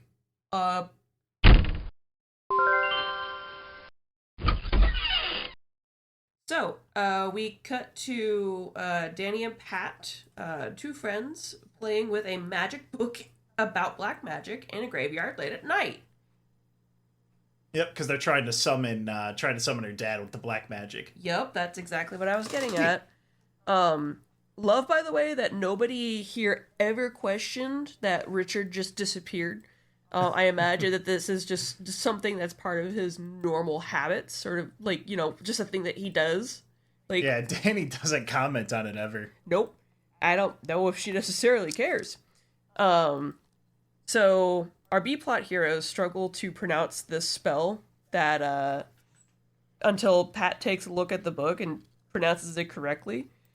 Bring forth the shambling corpse of Danny's fallen father.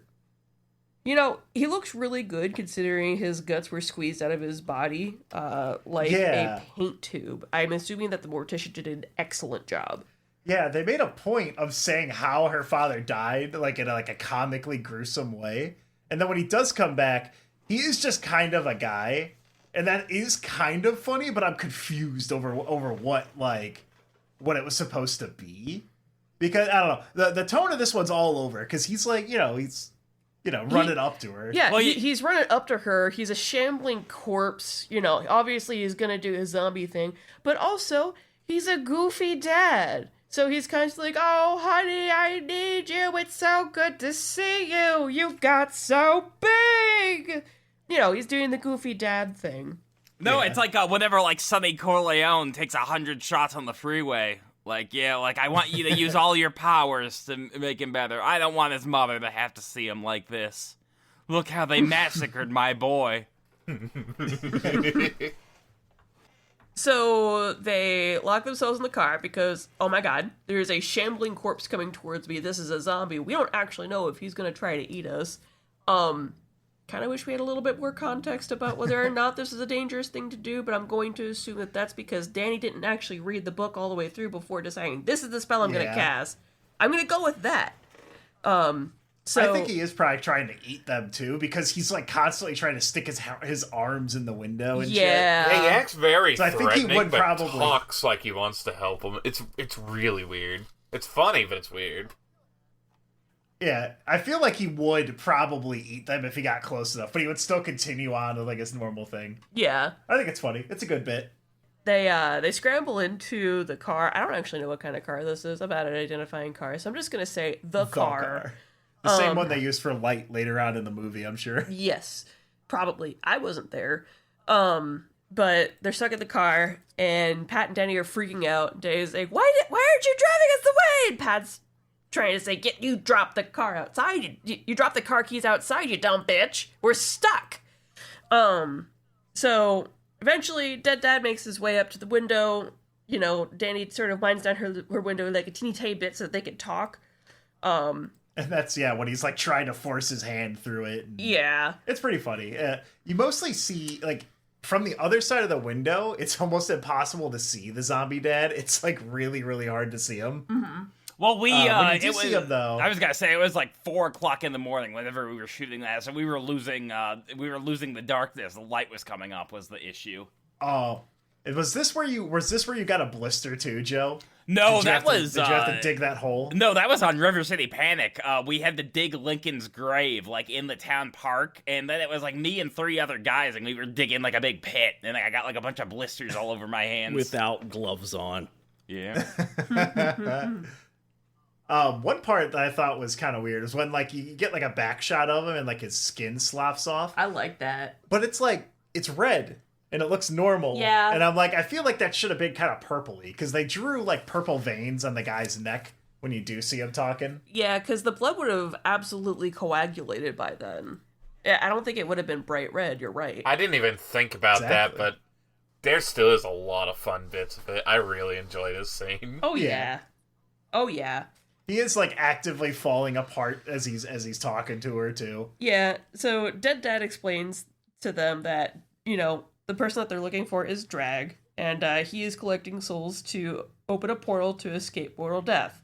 As I think that this has been explained to us like 3 times already, but Yeah. considering these are two different characters now, I'll give it a pass because they weren't let in on the whole deal of what's going on right now. So throughout their questioning, they're asking questions that are important to the plot that we already know about. Yeah. And And Dad's just like, just kill him. Yeah. He's a mortal man now. Just kill him. Just kill him. He delivers it with a big old smile. I like that. It was pretty funny. Yeah. But fun dorky dead dad quickly falls apart, but is also a fun and supportive father. Knowing how weird Danny And then is, he's like, I gotta go back to hell, honey. And then he turns into a big pile of gunk. knowing how weird Danny is, I'd be willing to bet that that wasn't the black magic making him act that way. He just is that way. It could be. Yep. All right. Please go on, Mr. Joseph Robinette Buckley.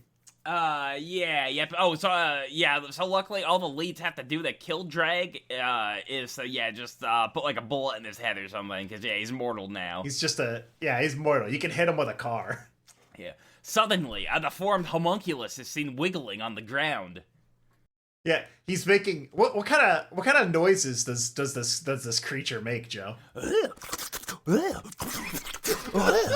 It's very greasy, but like the grease is like hydrophobic, so it's not like staying on him.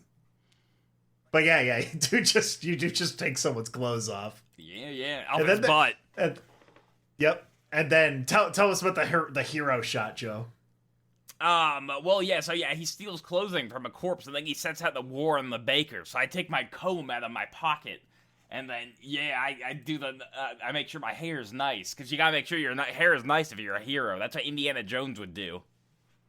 Yep, from his New Balance sneakers up.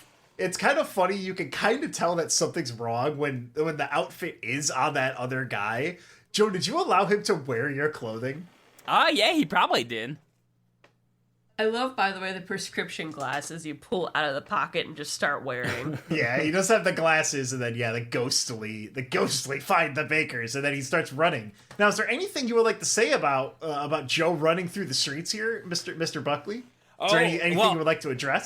So originally, I was going to be fully nude, but then whenever they got my pants off me, everybody on set, and, like, all the ladies, like, especially, decided that my penis was too freakishly big, and if it was flopping up and down in the shot, it would distract the audience, so the decision was made for me to put on pants during this scene.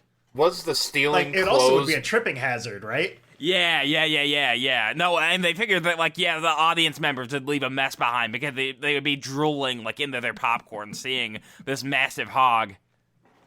I, for one, want to thank you for your sacrifice. Yeah.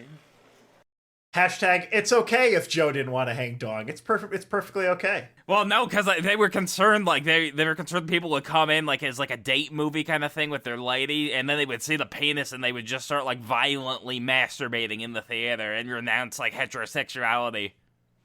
You don't want to be Homewrecker Bubby. Yeah. No one wants I heard in to the be original script you were supposed to, like, show up like the Terminator. You know, fully nude. And then they want me bald, too. They want me to shave my head. I was going to say, I've seen the Terminator. I mean, They want you to shave your head. The other killers didn't have to shave their heads. Nah. Yeah, what's with that? Yeah, they wanted to mess with the bowl cut. Yeah, They're gonna get the horns. The iconic bowl cut. But anyway, as you were saying, Joe. Oh, yep. He's running through the street. Sam and Martin are geared up and ready to hit the town, but a belated maniac finds them before they can leave. Martin reveals in a panic that he had sexual granny relations with Mrs. O'Connell. Yep. Sam's afraid that it's the ghost of Mr. O'Connell, and that's when they get that revelation. And they breeze right through it for about 5 seconds, then zooms in, and it's a good bit. Yeah, it's funny. Yeah, he had anal. Bughouse is almost able to maim the pair, but Martin shoots him with a gun that Sam thought they had disposed of. Mm-hmm. They start to argue, but a bull-headed bastard shows up and screams at them. Yep, they get kicked all around the house. It's a whole fight scene. It's interspersed. It goes back and forth between Joe running in the street. There is like an extended fighting scene. They don't shoot him instantly. The blood effects are so weird. He does slice him on the back. You're right. See? I forgot about that. Sam does use his pizza cutter and he slices Bughouse on the back. It does come in handy. They shoot him with the gun. Yeah, I remember all that now. Yep. So Dragon. Sorry, I'm just taking it away from you. Sorry, go ahead, Joe. Yeah, Dragon and the demons meet up at the roller rink to gather all the souls they've collected. They send their underlings off to finish the bakers while Dragon Bones locate the vicar. The what? It's like you guys ever get that gum that you get like a dugout and then it's like shredded? That's kind of like what a vicar is, right? What is a vicar? I have never heard this term. Part of That's the a clergy. priest. Like a vicar. Okay, that's how I always thought it was pronounced. Yeah. By the way, I remember now why I was thinking about the spine thing.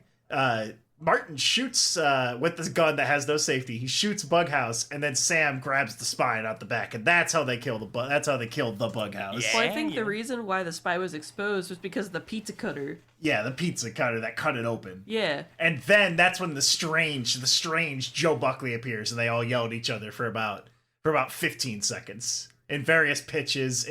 It would have been funny in 2009. This movie came out in 2017. The hand expressing always gets a laugh out of me, though. Yeah, the hand is also shaking at the revelation. That's pretty funny. And then he says, "Hi, I'm Joe. I'm here to help."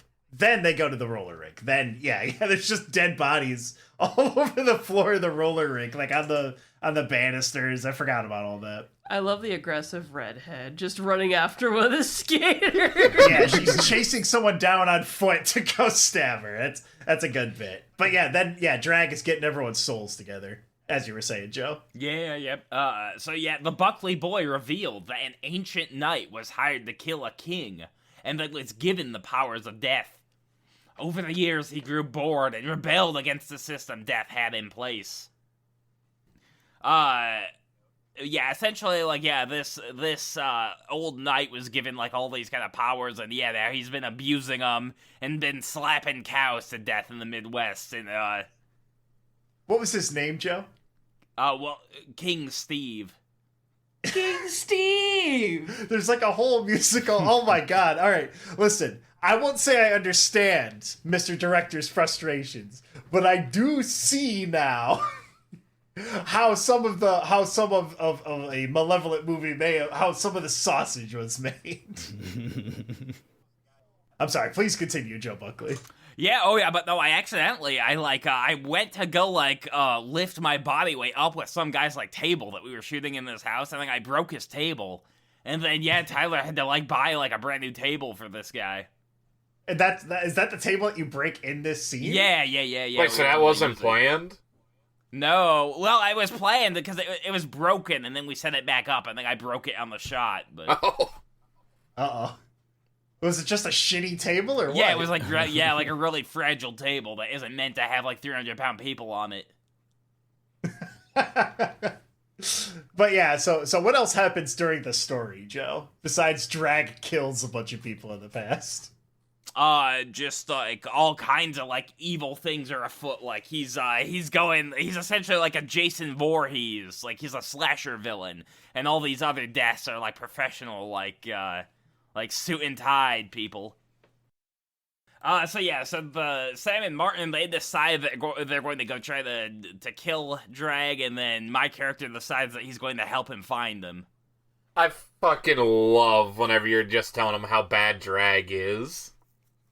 And you're just he's gross. you do the classic Joe Buckley. I think I saw a Bigfoot over there. And all that. The classic 2016 era Joe Buckley. The good boy Bubby era. Mm.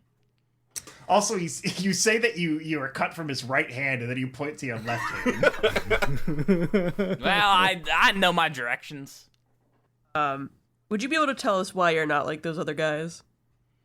Those other probably, because I didn't have quite enough of the juice on me. It was just a fingernail and then a little bit of the evil sauce.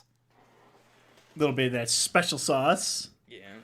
And I don't like any sauce on my burgers. I drive right back to McDonald's and demand that they give me more chicken sandwiches without the cum on them, please, this time. They decide to bike and try to find Drag, and Joe gets dragged behind them like E.T. Yeah, he's in a little, they're in a bicycle, which they have cars, I'm pretty sure. No, these characters don't. These characters don't have cars. They're probably drunks. They probably got DUIs. Yeah, DUI-sicles. Yeah. There's also, you forgot about the bit too, Joe, where you yelled at Sam and you made Matt Ziegler cry. How could you forget that beautiful moment, Joe? Yeah, I remember specifically under that part, in all caps, I wrote, "You tell him, Joe Buck!" He just kept hassling me, and then, I gave it to him. Now, if I recall, there's a whole section here where you're giving, a rousing speech. And I believe, was that based on a true story or not, Joseph Buckley? Oh, well, it wasn't in the script. Like, I was just, like, essentially, I was just, like, making up off the top of my head, like, what, like, a bad speech would be that this character would give, and then, yeah, we put it in the film. And then you broke the table. Yeah. It's good. But yeah, you're in the... So is there anything else unexpected that happens, Joe, when you're maybe E.T. in a blanket? In the world's thinnest blanket, by the way. Right. Oh, let me tell you, I was cold. I was shivering, and they were filming me, and I had no slush in my belly, and I had no burgers or no nuggets. And they were And you keep pulling looking me. up going, oh. It's the funniest part of the movie. Yeah, I they love so the good. noises and the squawks he makes. And then, Joe, what happens? Do you maybe eat shit when it hits like a rock or something? Yeah, they were pulling me, and I was cold, and I was shivering. And then they went over a pothole, and then I tumbled out of the car, and I scraped my knees. Oh, and how it hurt. And I gasped and shrieked on the camera. Maybe if they gave you an actual fucking blanket instead of the thinnest sheet they could find. You'd say that like, straight up really? gossamer. Really think about it. Where the hell would you get a sheet? That looks like it's from a hospital. Yeah. It's like I'm haunting something, like I'm a ghost. Yeah, because this was filmed during the summer, I guess. Was it hot? I don't know. But Joe fell off, and it was great. Joe got hurt. We all laughed in the camera. It was beautiful. Yeah, no, because, I'm like essentially Tom Cruise, like Mission Impossible. Like, I do all my own stunts. I really did ride behind the bicycle. And most Yeah, you had actors, to like, sit wouldn't there. do that. Yeah, most actors, like, wouldn't sit inside of something. But I did, for the love of the craft. So what happens after you fall, Joe?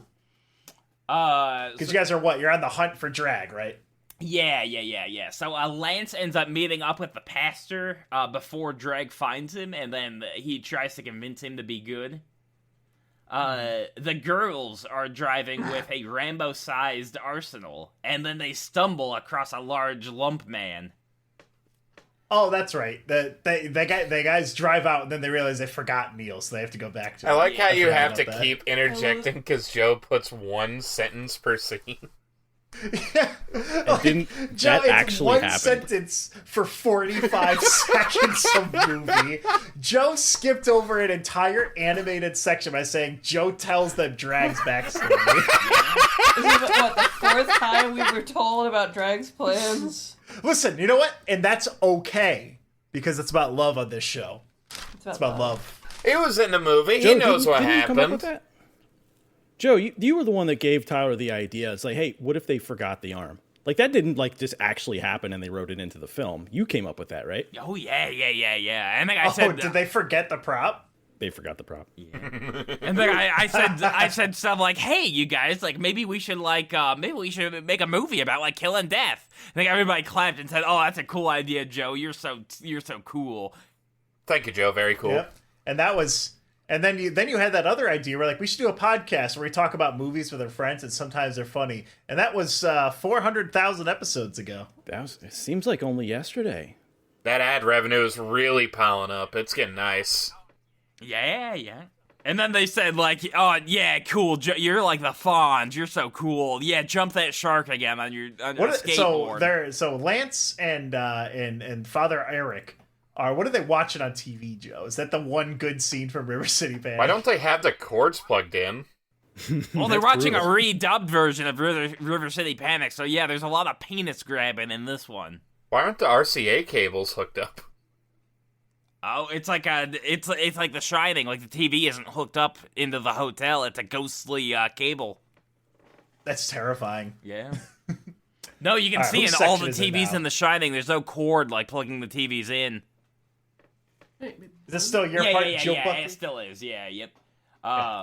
Anyway, So after that, the boys, they stumble across a large demon fighting the girls, and they got Toad Boy, the Birdman, attack! yep, they all meet in the downtown area. We've got all of the evil fingers.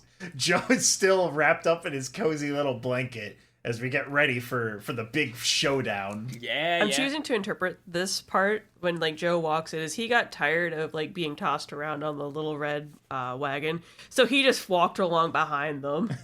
Yeah, they asked for Joe's help, and he would immediately just go, "No, that's your guys' problem. I'm not fighting." Yeah. Which is very funny.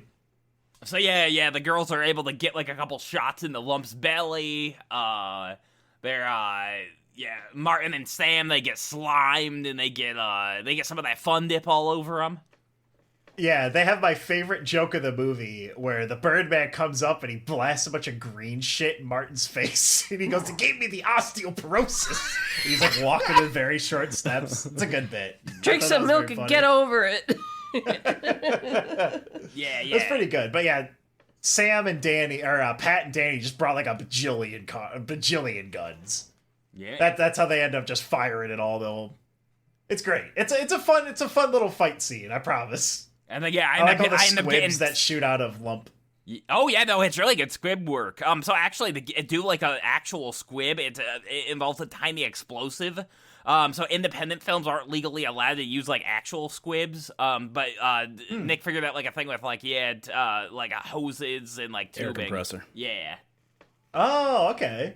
Yeah, that works really well because he's wearing a thin shirt, and normally you would have like a big padded jacket or something. Yeah. But yeah, they shoot the big fat guy a whole bunch, and they hit him with a bunch of baseball bats until his belly bursts. I was honestly surprised they didn't do a bit where instead of reloading her gun earlier, she didn't just chuck it over her shoulder and pull out a new one. But yeah, and then they good. snipe the bird, and then I yank the tongue out of the toad boy. Just take it off, and then you like doing that thing that you do where you're like licking your mouth. It's like you're licking your hand. I don't know. I don't know how to describe it. I think he's Well, licking there's it. slime. There's slime on the tongue. Yeah, like you're licking your fingers clean of Dorito dust. You say, "I just killed that toad boy." I mean, to be fair, he's made out of the same stuff the killers are, so It's good. Also, you tell a story where you say, "One time I killed a bird with a rake, but it's okay because I was a kid." Is that a true story? Oh, yeah. I tried to catch it with a rake, and then, it just went through it. Good God. It went through it, or it went to the ground, and then you just started hitting it with the rake? No, Which of the two rake. stories is it? No, the rake went through the bird's like wings. It was like a bird with like an injured wings that was flapping around on the ground. Like, I tried to catch it with a rake, and then it just like went through it. Oh, you pierced it? Yeah. I imagine a bird. In his go over mind, his- he's got a butterfly net, but no, it's a freaking rake. Jesus Christ. I see, in my mind, what I thought that was like you saw a bird flying, you picked up a rake, and you just fucking wham! And you're like, "I'm gonna catch the bird." It's very Joe Buckley coded, and you know what? That's okay, and we love it. Yeah. We like to kill small animals on this pod. No, we do not. We pull off cat whiskers. Yeah. Yeah. There was a part here where Joe like yanked a bunch of like some wicked nasty phlegm, the from the wicked tongue. nasty phlegm tether from Sam's mouth. And I really, really hated the way that Joe licked his fingers while he was doing it, but in the best way possible. It's gross. Yeah. Whenever you see like some kind of some kind of oily sauce on film, it's normally just lube. I got him. All right, anyway, whose part are we at now? I think we're on to Blunder's part, after Joe gives everyone the Tylenol and fixes all their issues. Joe is the linchpin to this movie. If Joe works, the movie works. Yeah. I'm like Jar Jar. Misa slipping the poo-poo. I mean, God damn it's you. called a horror comedy. I think you should just keep making comedy, boy. Keep Frank? making comedy, Keep boy. making comedy, and you know who should be friend. making comedy now? I think Baron. Oh no. That's a bad idea. Yeah, mine, from there, it gets fucking wild fast, because we start going through a lot of scenes with, like... That's true. Really, really fucking fast. You start off with Joe ripping the Nickelodeon slime from his mouth and just eating it. Mm-hmm. Yeah, he rips it out of there as Sam's yanking on it. It's good. It's a good bit. Right after that, it goes to a scene with Lance and Pastor Derek. Is that a fucking real board game? I don't know. Oh, so think it's so. it's one that like Tyler and Trevor had made. It's called Protector Infect, and yeah, it's like a zombie survival board game. It seemed kind of cool, but it's like in the and the thing that they're all arguing with each other about. It's fun. Yeah, it's good. Oh, I'm sorry. I don't need to steal your bits. Yeah. You're not gonna summarize 12 minutes of movie in 3 sentences. Yeah, Don't be like thank you, me, Baron. I Blender. appreciate you Save going over your yourself. scene. I appreciate you guys watching the movie and taking notes. Everyone here is fun, and I love them. But yeah, they're just starting to bitch at each other. They're yelling at each other because he doesn't understand the game at all. When Bones finally busts in, and she's just telling him, "We need to fucking go. We need you." Which it still kind of throws me off how he's even involved with them. Every watch, it doesn't make sense to me. He is just kind of... I guess he's just along for the ride. Yeah, but Because being good, what has he done while being good? He watched River City Panic and then played that shitty board game. and Lance is just like telling him, "Look, you got to stick to our deal, buddy. Come on. We just made this fucking deal." But nah, he just says, "Too bad, I'm leaving." Yeah, he pulled a Dutch and said, "I can't change who I am. I can't change gravity." You can't fight our nature, John. That's just fucking scary. Arthur, I got a poop in my pants. Somebody's gonna have to wipe me, Arthur. The mangoes. And not, The Tahiti. and right after, I love video game references in our podcast. I think they're fun and topical. And everyone enjoys them in our podcast. Isn't that right, Mr. Higgins? Oh yeah, I too enjoy video game. Play Arthur. I know script. Okay, cool. Awesome. I'm going to add on to here. I know that there are a lot of people out there that want to fuck Dutch. I don't get it. He's really scary. He scares the shit out of me. Why? Don't explain. Please don't explain. Arthur, but just why? come sit on my lap, Arthur. Kitten Arthur. Bill, No. But anyway. Bill Williams saying you got some of that pomade from Arthur, didn't you? Now come on, let's have rough gay sex in this tent. It's cold in these mountains.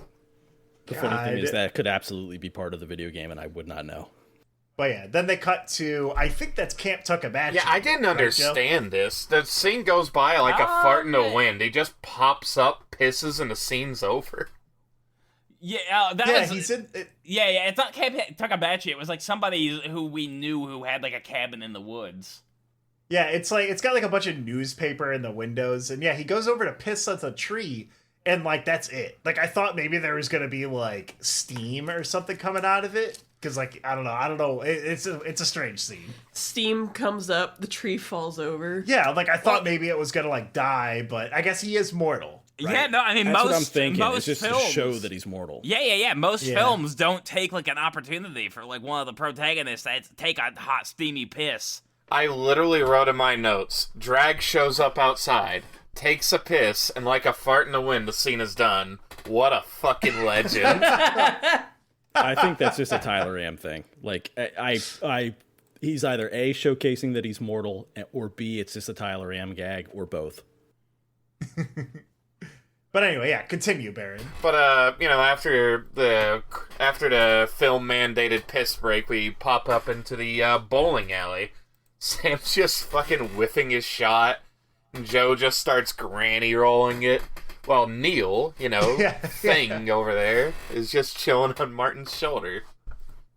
Yeah, they're just like at like a little booth at the side. There's a bunch of birthday party decorations up. I don't know if that must have just been part. Yeah, no, Right, that must have we just couldn't. been We there. weren't allowed to take those down. They needed those for tomorrow. I think it's very funny. Yeah, Joe does the little granny roll. I think he hits like a 7, while Martin hits a 0. I don't know. He does a bowling gutter terms. ball, yeah. I didn't specialize in bowling in high school like Joe Buckley did. Oh yeah, do you think like if the bowling ball is not like wearing anything, they could call it a sluther ball? Honestly, I don't think I've ever been to a bowling alley where there wasn't a birthday party going on. Yeah, it's popular.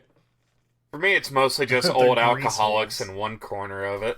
That's the mainstay for mine. And then the kids in the other. Yeah, well, no, that's a bowling team. That's the drinking dads. But fucking Butthead sits down, Sam, and immediately she pistol whips him in the eye the second he tries to start talking. And the girls are just demanding answers. And so for a fifth time, we get an explanation of what's happening, the basic plot of the film for the fifth time. Well, hey, we were shooting this for Americans. They're not always paying attention to the things that's happening in front of them on the screen.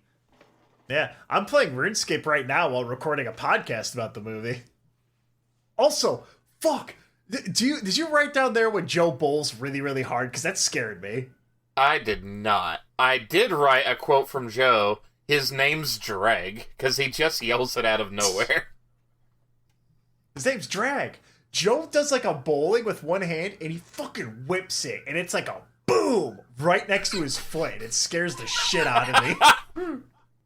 Because you can see it in the goddamn clip. He bowls it really, really close to his foot. Joe, you could have absolutely broke your foot. Yeah, that would have been a 15-pound ball. Because I think Tyler knew, so he kept it in.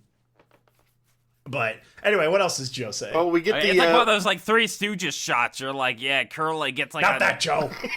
I'm sorry. Yeah, I'm sorry. Please continue. Well, Please continue, Joe. Yes, You're right, because we love bits. We love bits here. Well, we get the fifth Wikipedia analysis about the movie's plot.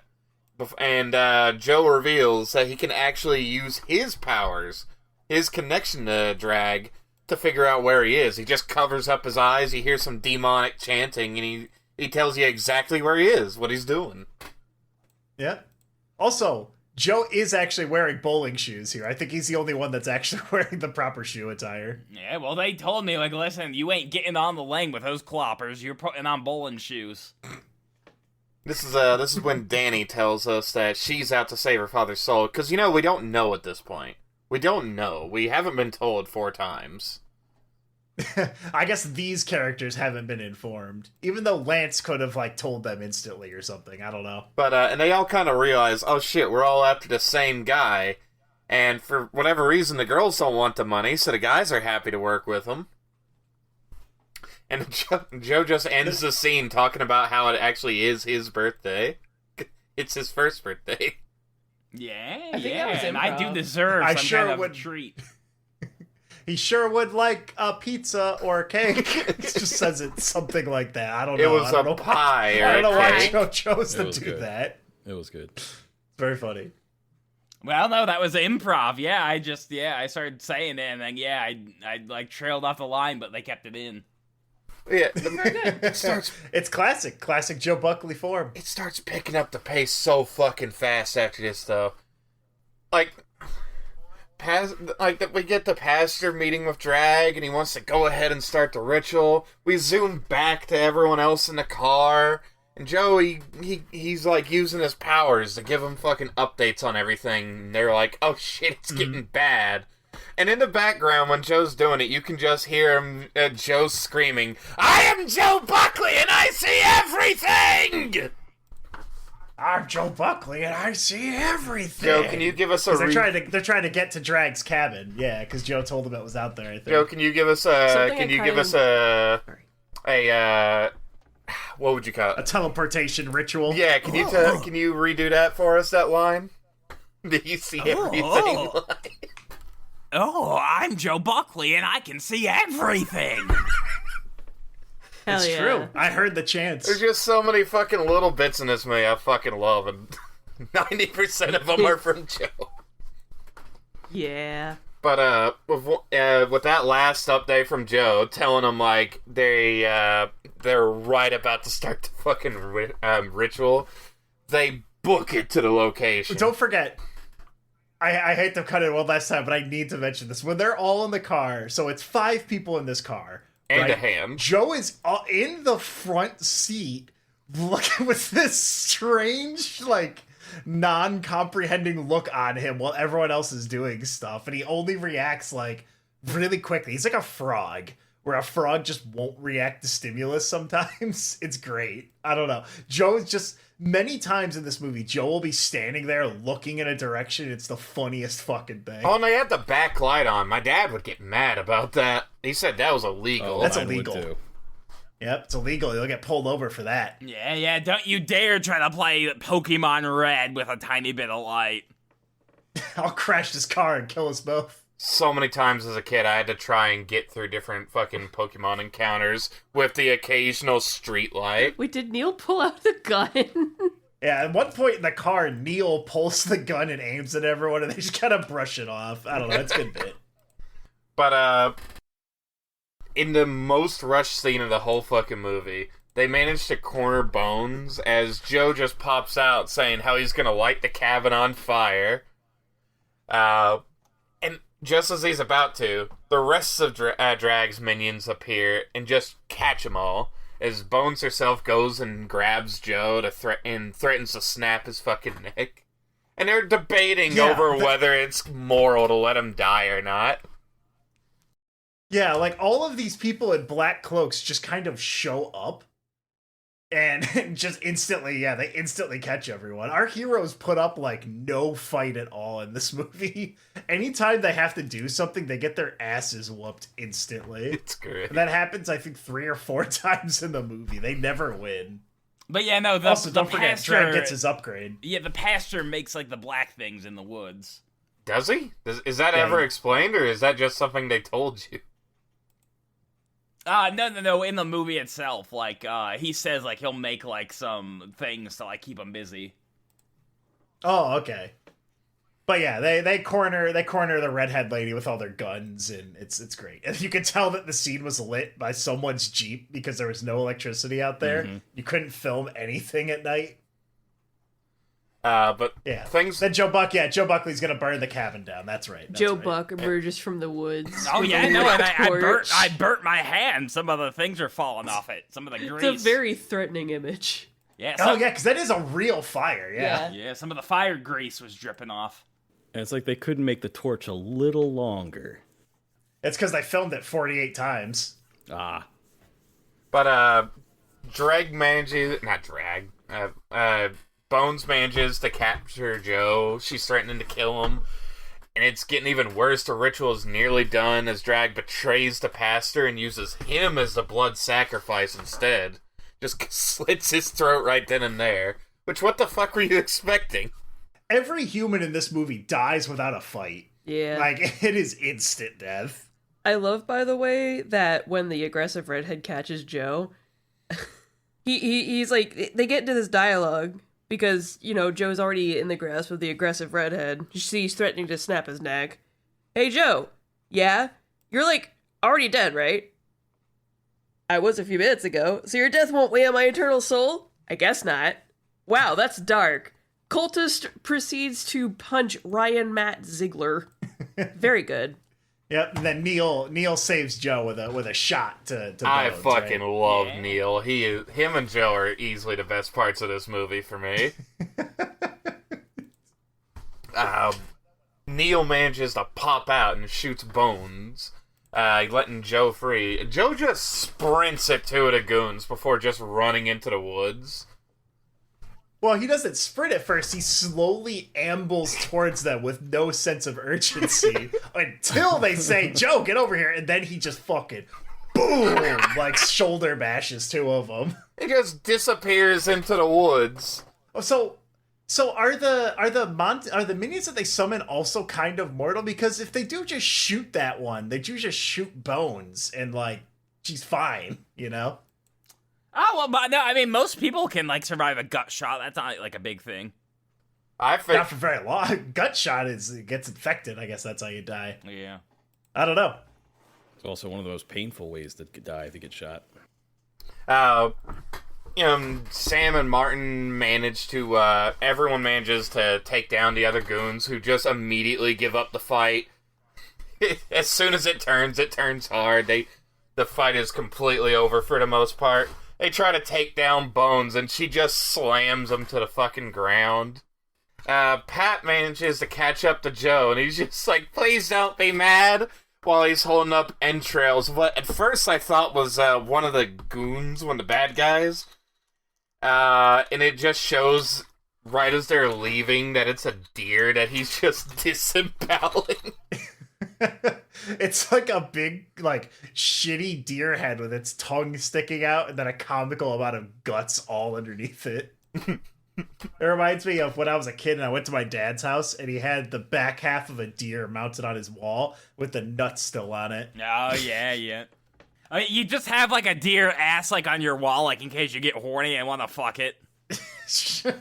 No. I mean, yes, that's right, Joe. Thank you for your valued contribution. Yeah. Penis, come. Come, penis. Keep making comedy, friend. The hunting cabin gets comedy, cold. friend. It Keep gets making- cold Yeah, and lonely. dripping semen, dripping cum semen, penis. Thank you. We We appreciate your input. As you were saying, Baron. we go back and we have at this point Bones is just strangling out the both of them, Sam and Martin, just punching them a few times here and there. Two of the goons are just standing behind her, not doing anything. Before Joe just comes in, barrels through him, and picks up one of them and just runs back out of frame. Yeah, it's like a big, like a dummy. It's great. He shoulder bashes another and carries it off in like a zigzag pattern. Like that part from Apocalypto where he's running from the archers. I don't know, it's very funny. I like it. He runs back into the woods. It's good. Joe has all the best bits in here. Besides Mrs. O'Connell. Everything about Mrs. O'Connell is very funny. Yeah. She was a hot lady.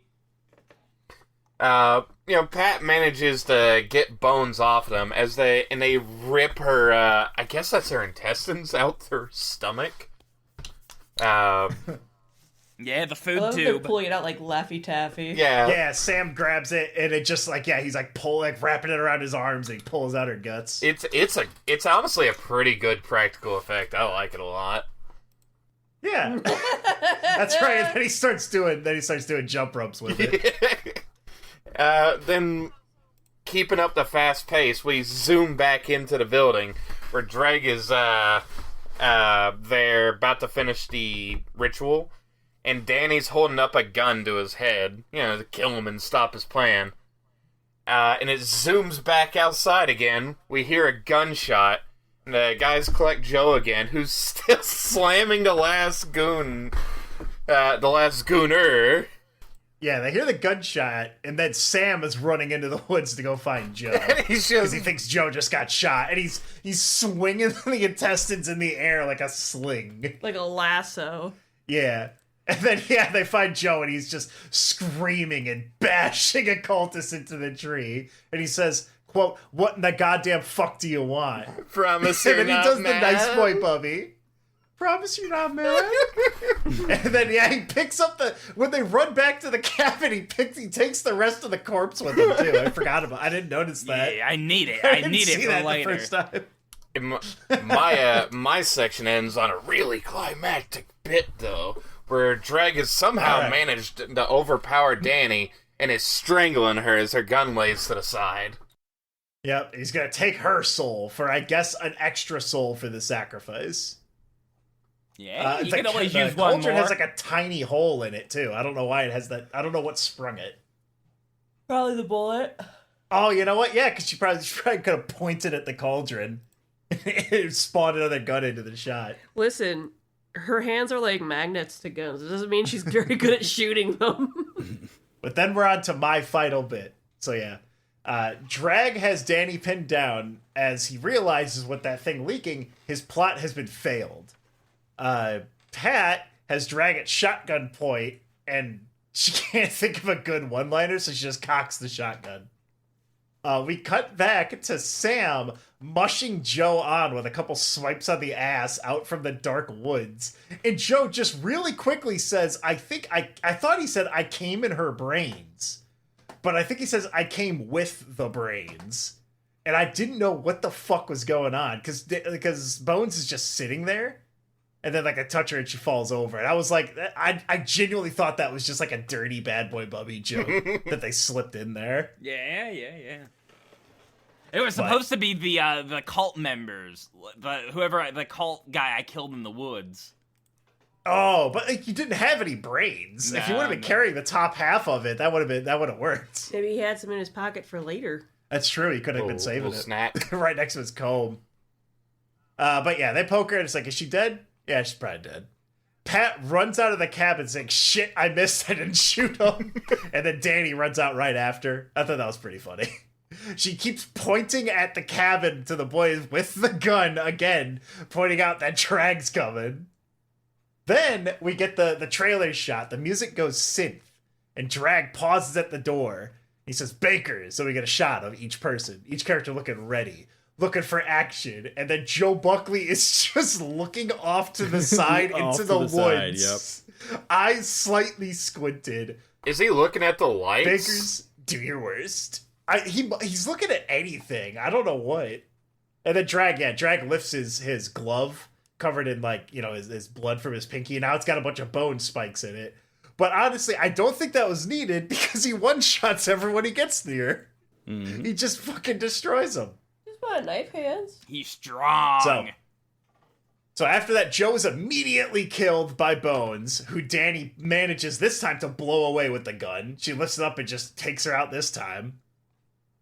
Which, if her gun was loaded earlier, I don't know how Drag won. I don't understand how sometimes these guys just win by a landslide.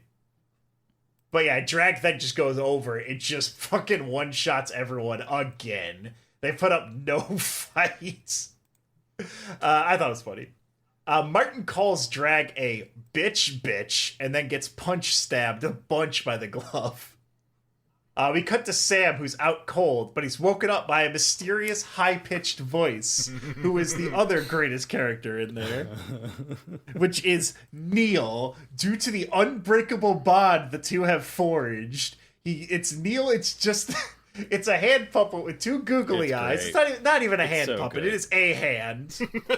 It is a left hand, which I don't think Neil is. I think Neil is a right hand.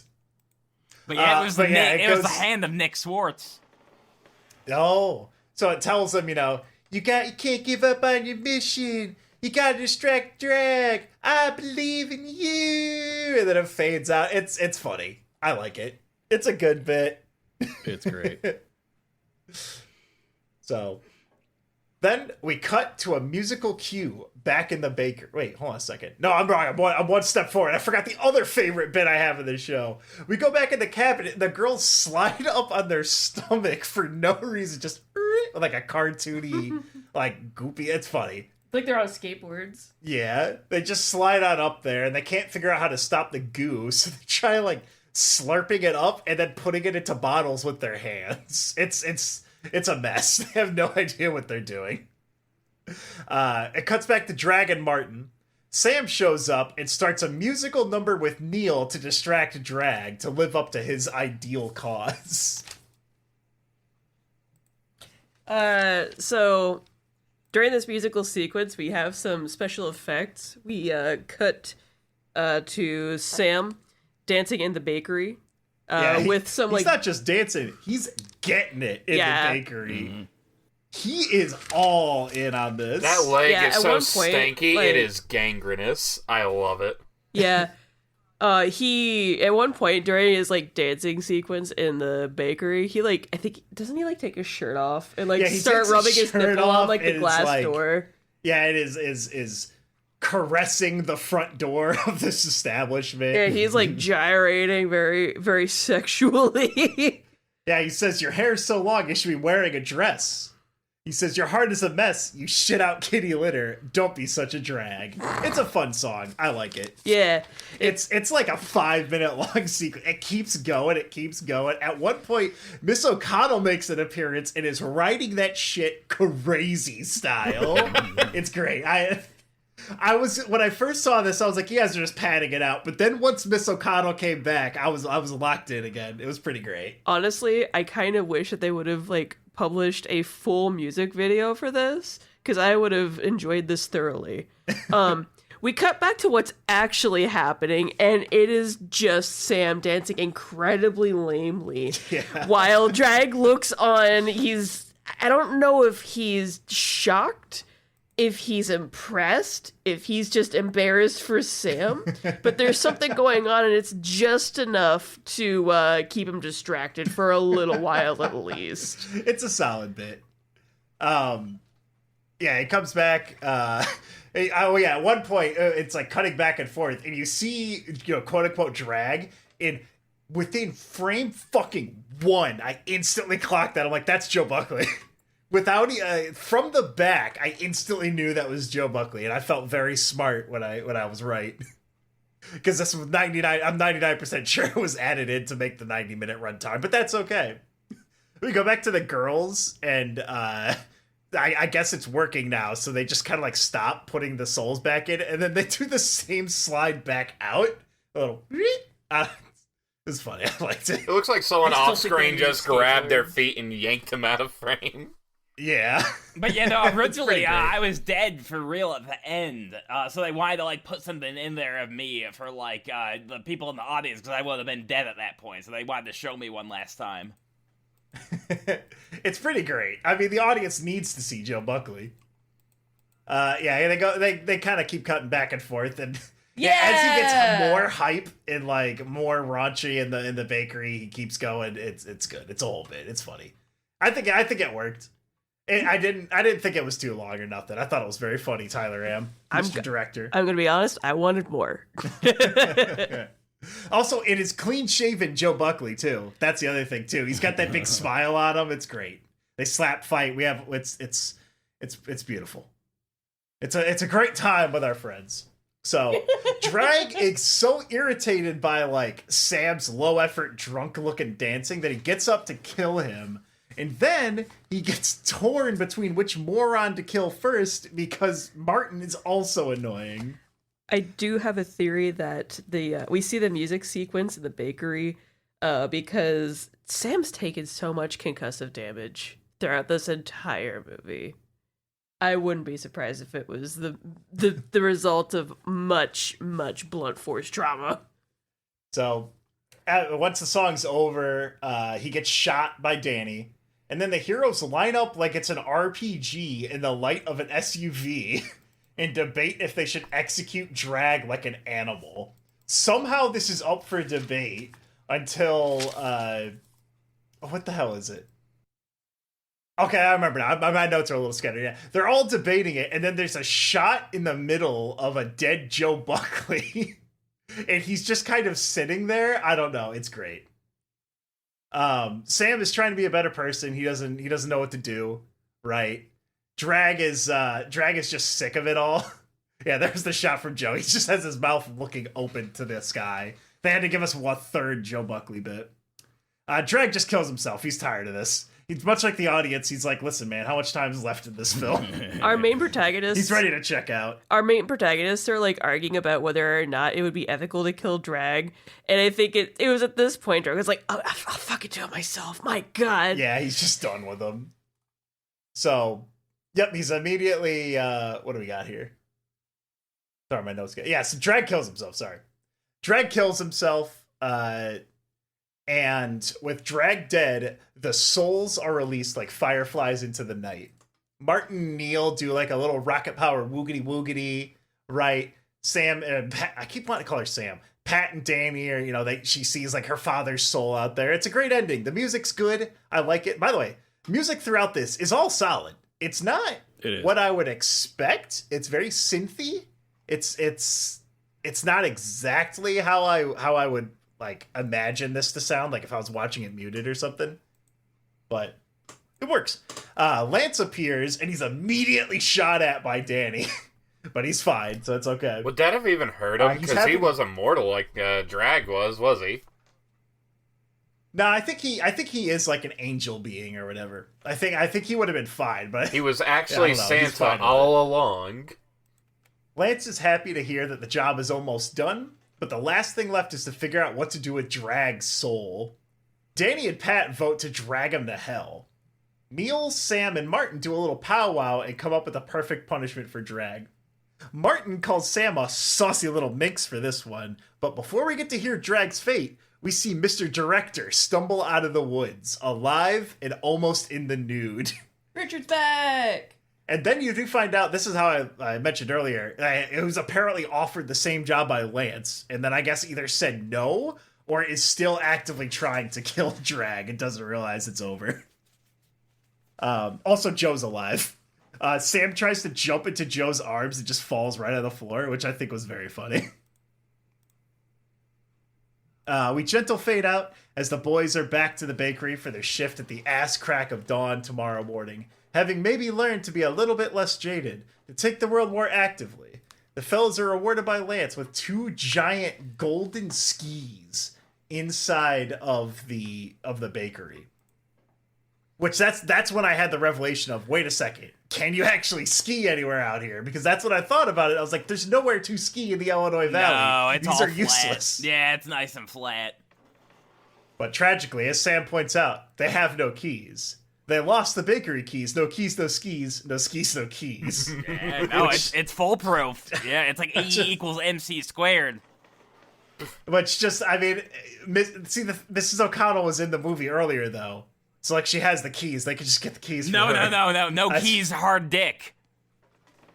Also, it was apparently a bridge too far to just break the glass and then just blame it on some ruffian children. Blame it on Drag, the demon man you fight. That too. Right. That too. You could have blamed it on the homicidal demon man. Exactly. But that's the end of the movie. No keys, no skis. No keys. Now, I will say, I did notice in the credits, the song, it's really good. It's by Hot Dan, right, Joe? Yeah. We found him online. Yeah, I still, like, ever since I saw it the first time, I remember seeing this in theaters, and I remember every time Joe, this is real, this isn't even a bit, every time Joe appeared on screen, people would start clapping and cheering. By the way, Joe Buckley is credited as himself, as a documentarian, and an executive producer and dream drag. Yeah, But not best boy. No, At no point are you a best boy or a gaffer. You're a fluffer. I know that, but you weren't a gaffer. Yeah, they credited me as Joe Buckley Dream-Maker. Yeah. By the way, at the end, it says, in memory of Ryan Michael Jones. Who is that? That's like a buddy that Tyler knows. He's not actually dead. But he's, Oh. he's got an RIP in all 3 of the films. That's kind of funny. That's like the whitest kids you know, where the one guy said, "If I die, I want you to reference me as a local sex pot." Yeah. And then, Trevor Moore died doing what he loved. He died sucking his own dick. So that's the end of the movie. We see a really cool death taro cake that I assume the Ottawa Bakery made. Yeah. And that's what they use for the that's what they use for the logo on Tubi, and why I could not find the movie. Yeah, and we used it for like some promo stuff too leading up to the movie. But before the film's truly over, we do finally get to see Drag's true hell. In the Screamfont, we see the perpetual sleepover dimension. Drag is caked in makeup and going to be, quote-unquote, torn in half by Chet Albrecht, the quarterback, in the perpetual sleepover dimension, where there's a bunch of photos on the wall of, like, a skinny-ass white boy, where, you know, this movie ends on a really funny note. This movie by Tyler Amm ends with, like, male rape, which is, like, funny, because, like, he's, like, a guy. It's pretty funny. You know, not as funny as, like, Rectuma, I guess, but it's really, really funny, right? No, but the skinny guy Rectuma, that's real comedy. Yeah, that's filth. Real filth. comedy. That's in the Manevolent Hall of Fame. But no, the skinny guy on the poster, that is Ryan Matthew Jones. Ryan Matthew Jones? Or, Michael Jones, okay. Yeah. You know, I didn't know that one girl. Yeah, I've never heard of any Ryan Matthew. I don't know who that is. I didn't know that girl that was in the stairs scene that gets killed early on. I didn't know that was your sister, but I immediately was like, I immediately thought, damn, she looks a lot like him. Those Buckley jeans are strong. They're strong. They are. We are square individuals. But that is the end of the film Butcher the Bakers. On a scale of malevolent to malevolent, Kirsten, since you need to go to bed to go to work tomorrow 1 hour ago, what is your rating?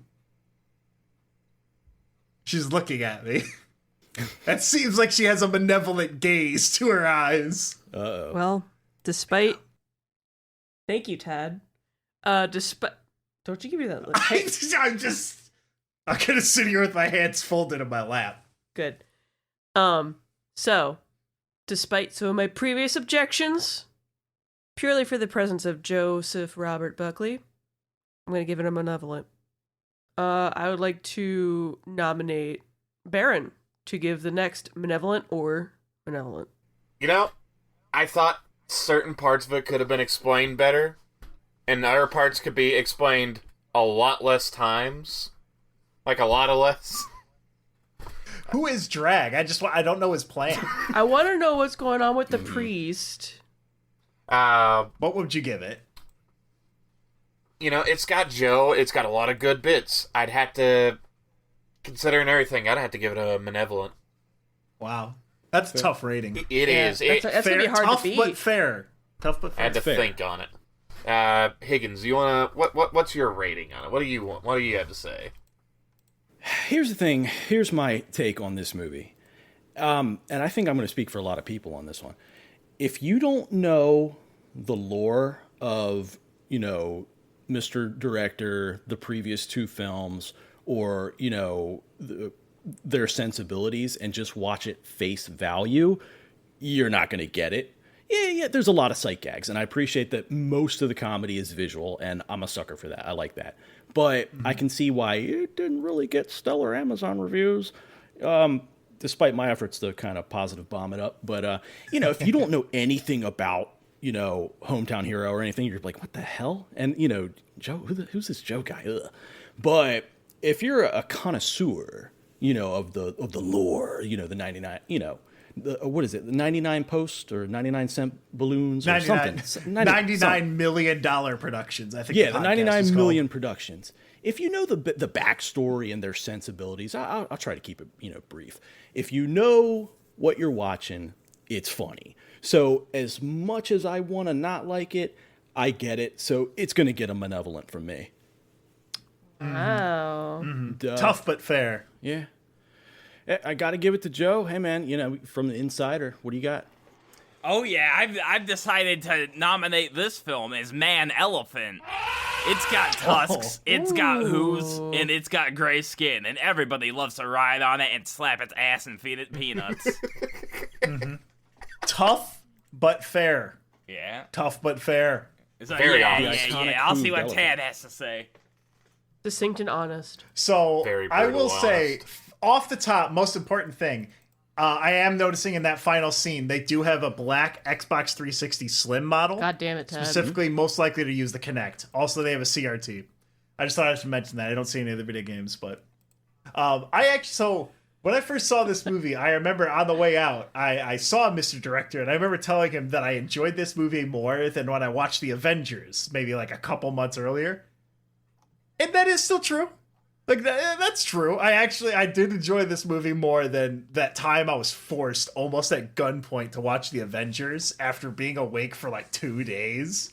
But I've been awake a recent amount of time now, and it's fine. This movie's good. I had a lot of fun. I like the music. The musical stings. There's a lot of fun camera work. You can tell the budget was suboptimal, right? I think this movie accomplishes what it wants to be, which is a movie that you put on in the background while you're like having a party with friends while you guys are doing something. Then every now and then you look up and you're like, did I just see a Bigfoot? Is that a Bigfoot over there? Agreed. I think I just saw the Loch Ness Monster. So you know what I got to give it? I got to give it hardcore Manevolent. Well said. That's tough but fair. Well said. Tough but fair. Tough but fair. And then that's it. Yeah. So thank you everyone for tuning in to our 400,000th Manevolent Movies.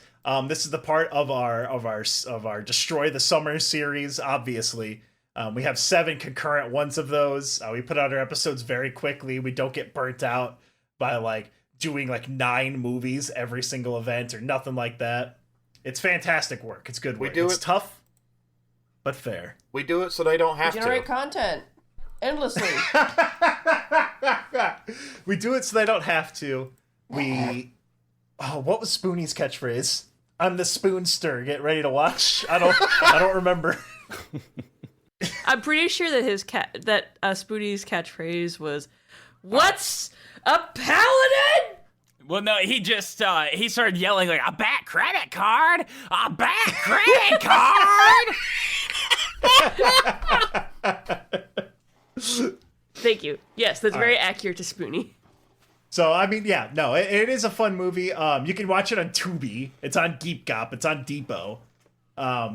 Butcher the Bakers, it's fun. Watch it. I can't wait for its sequel. It'll come out. Last time I checked with the director, he said 2 more weeks. So, just 2 more weeks.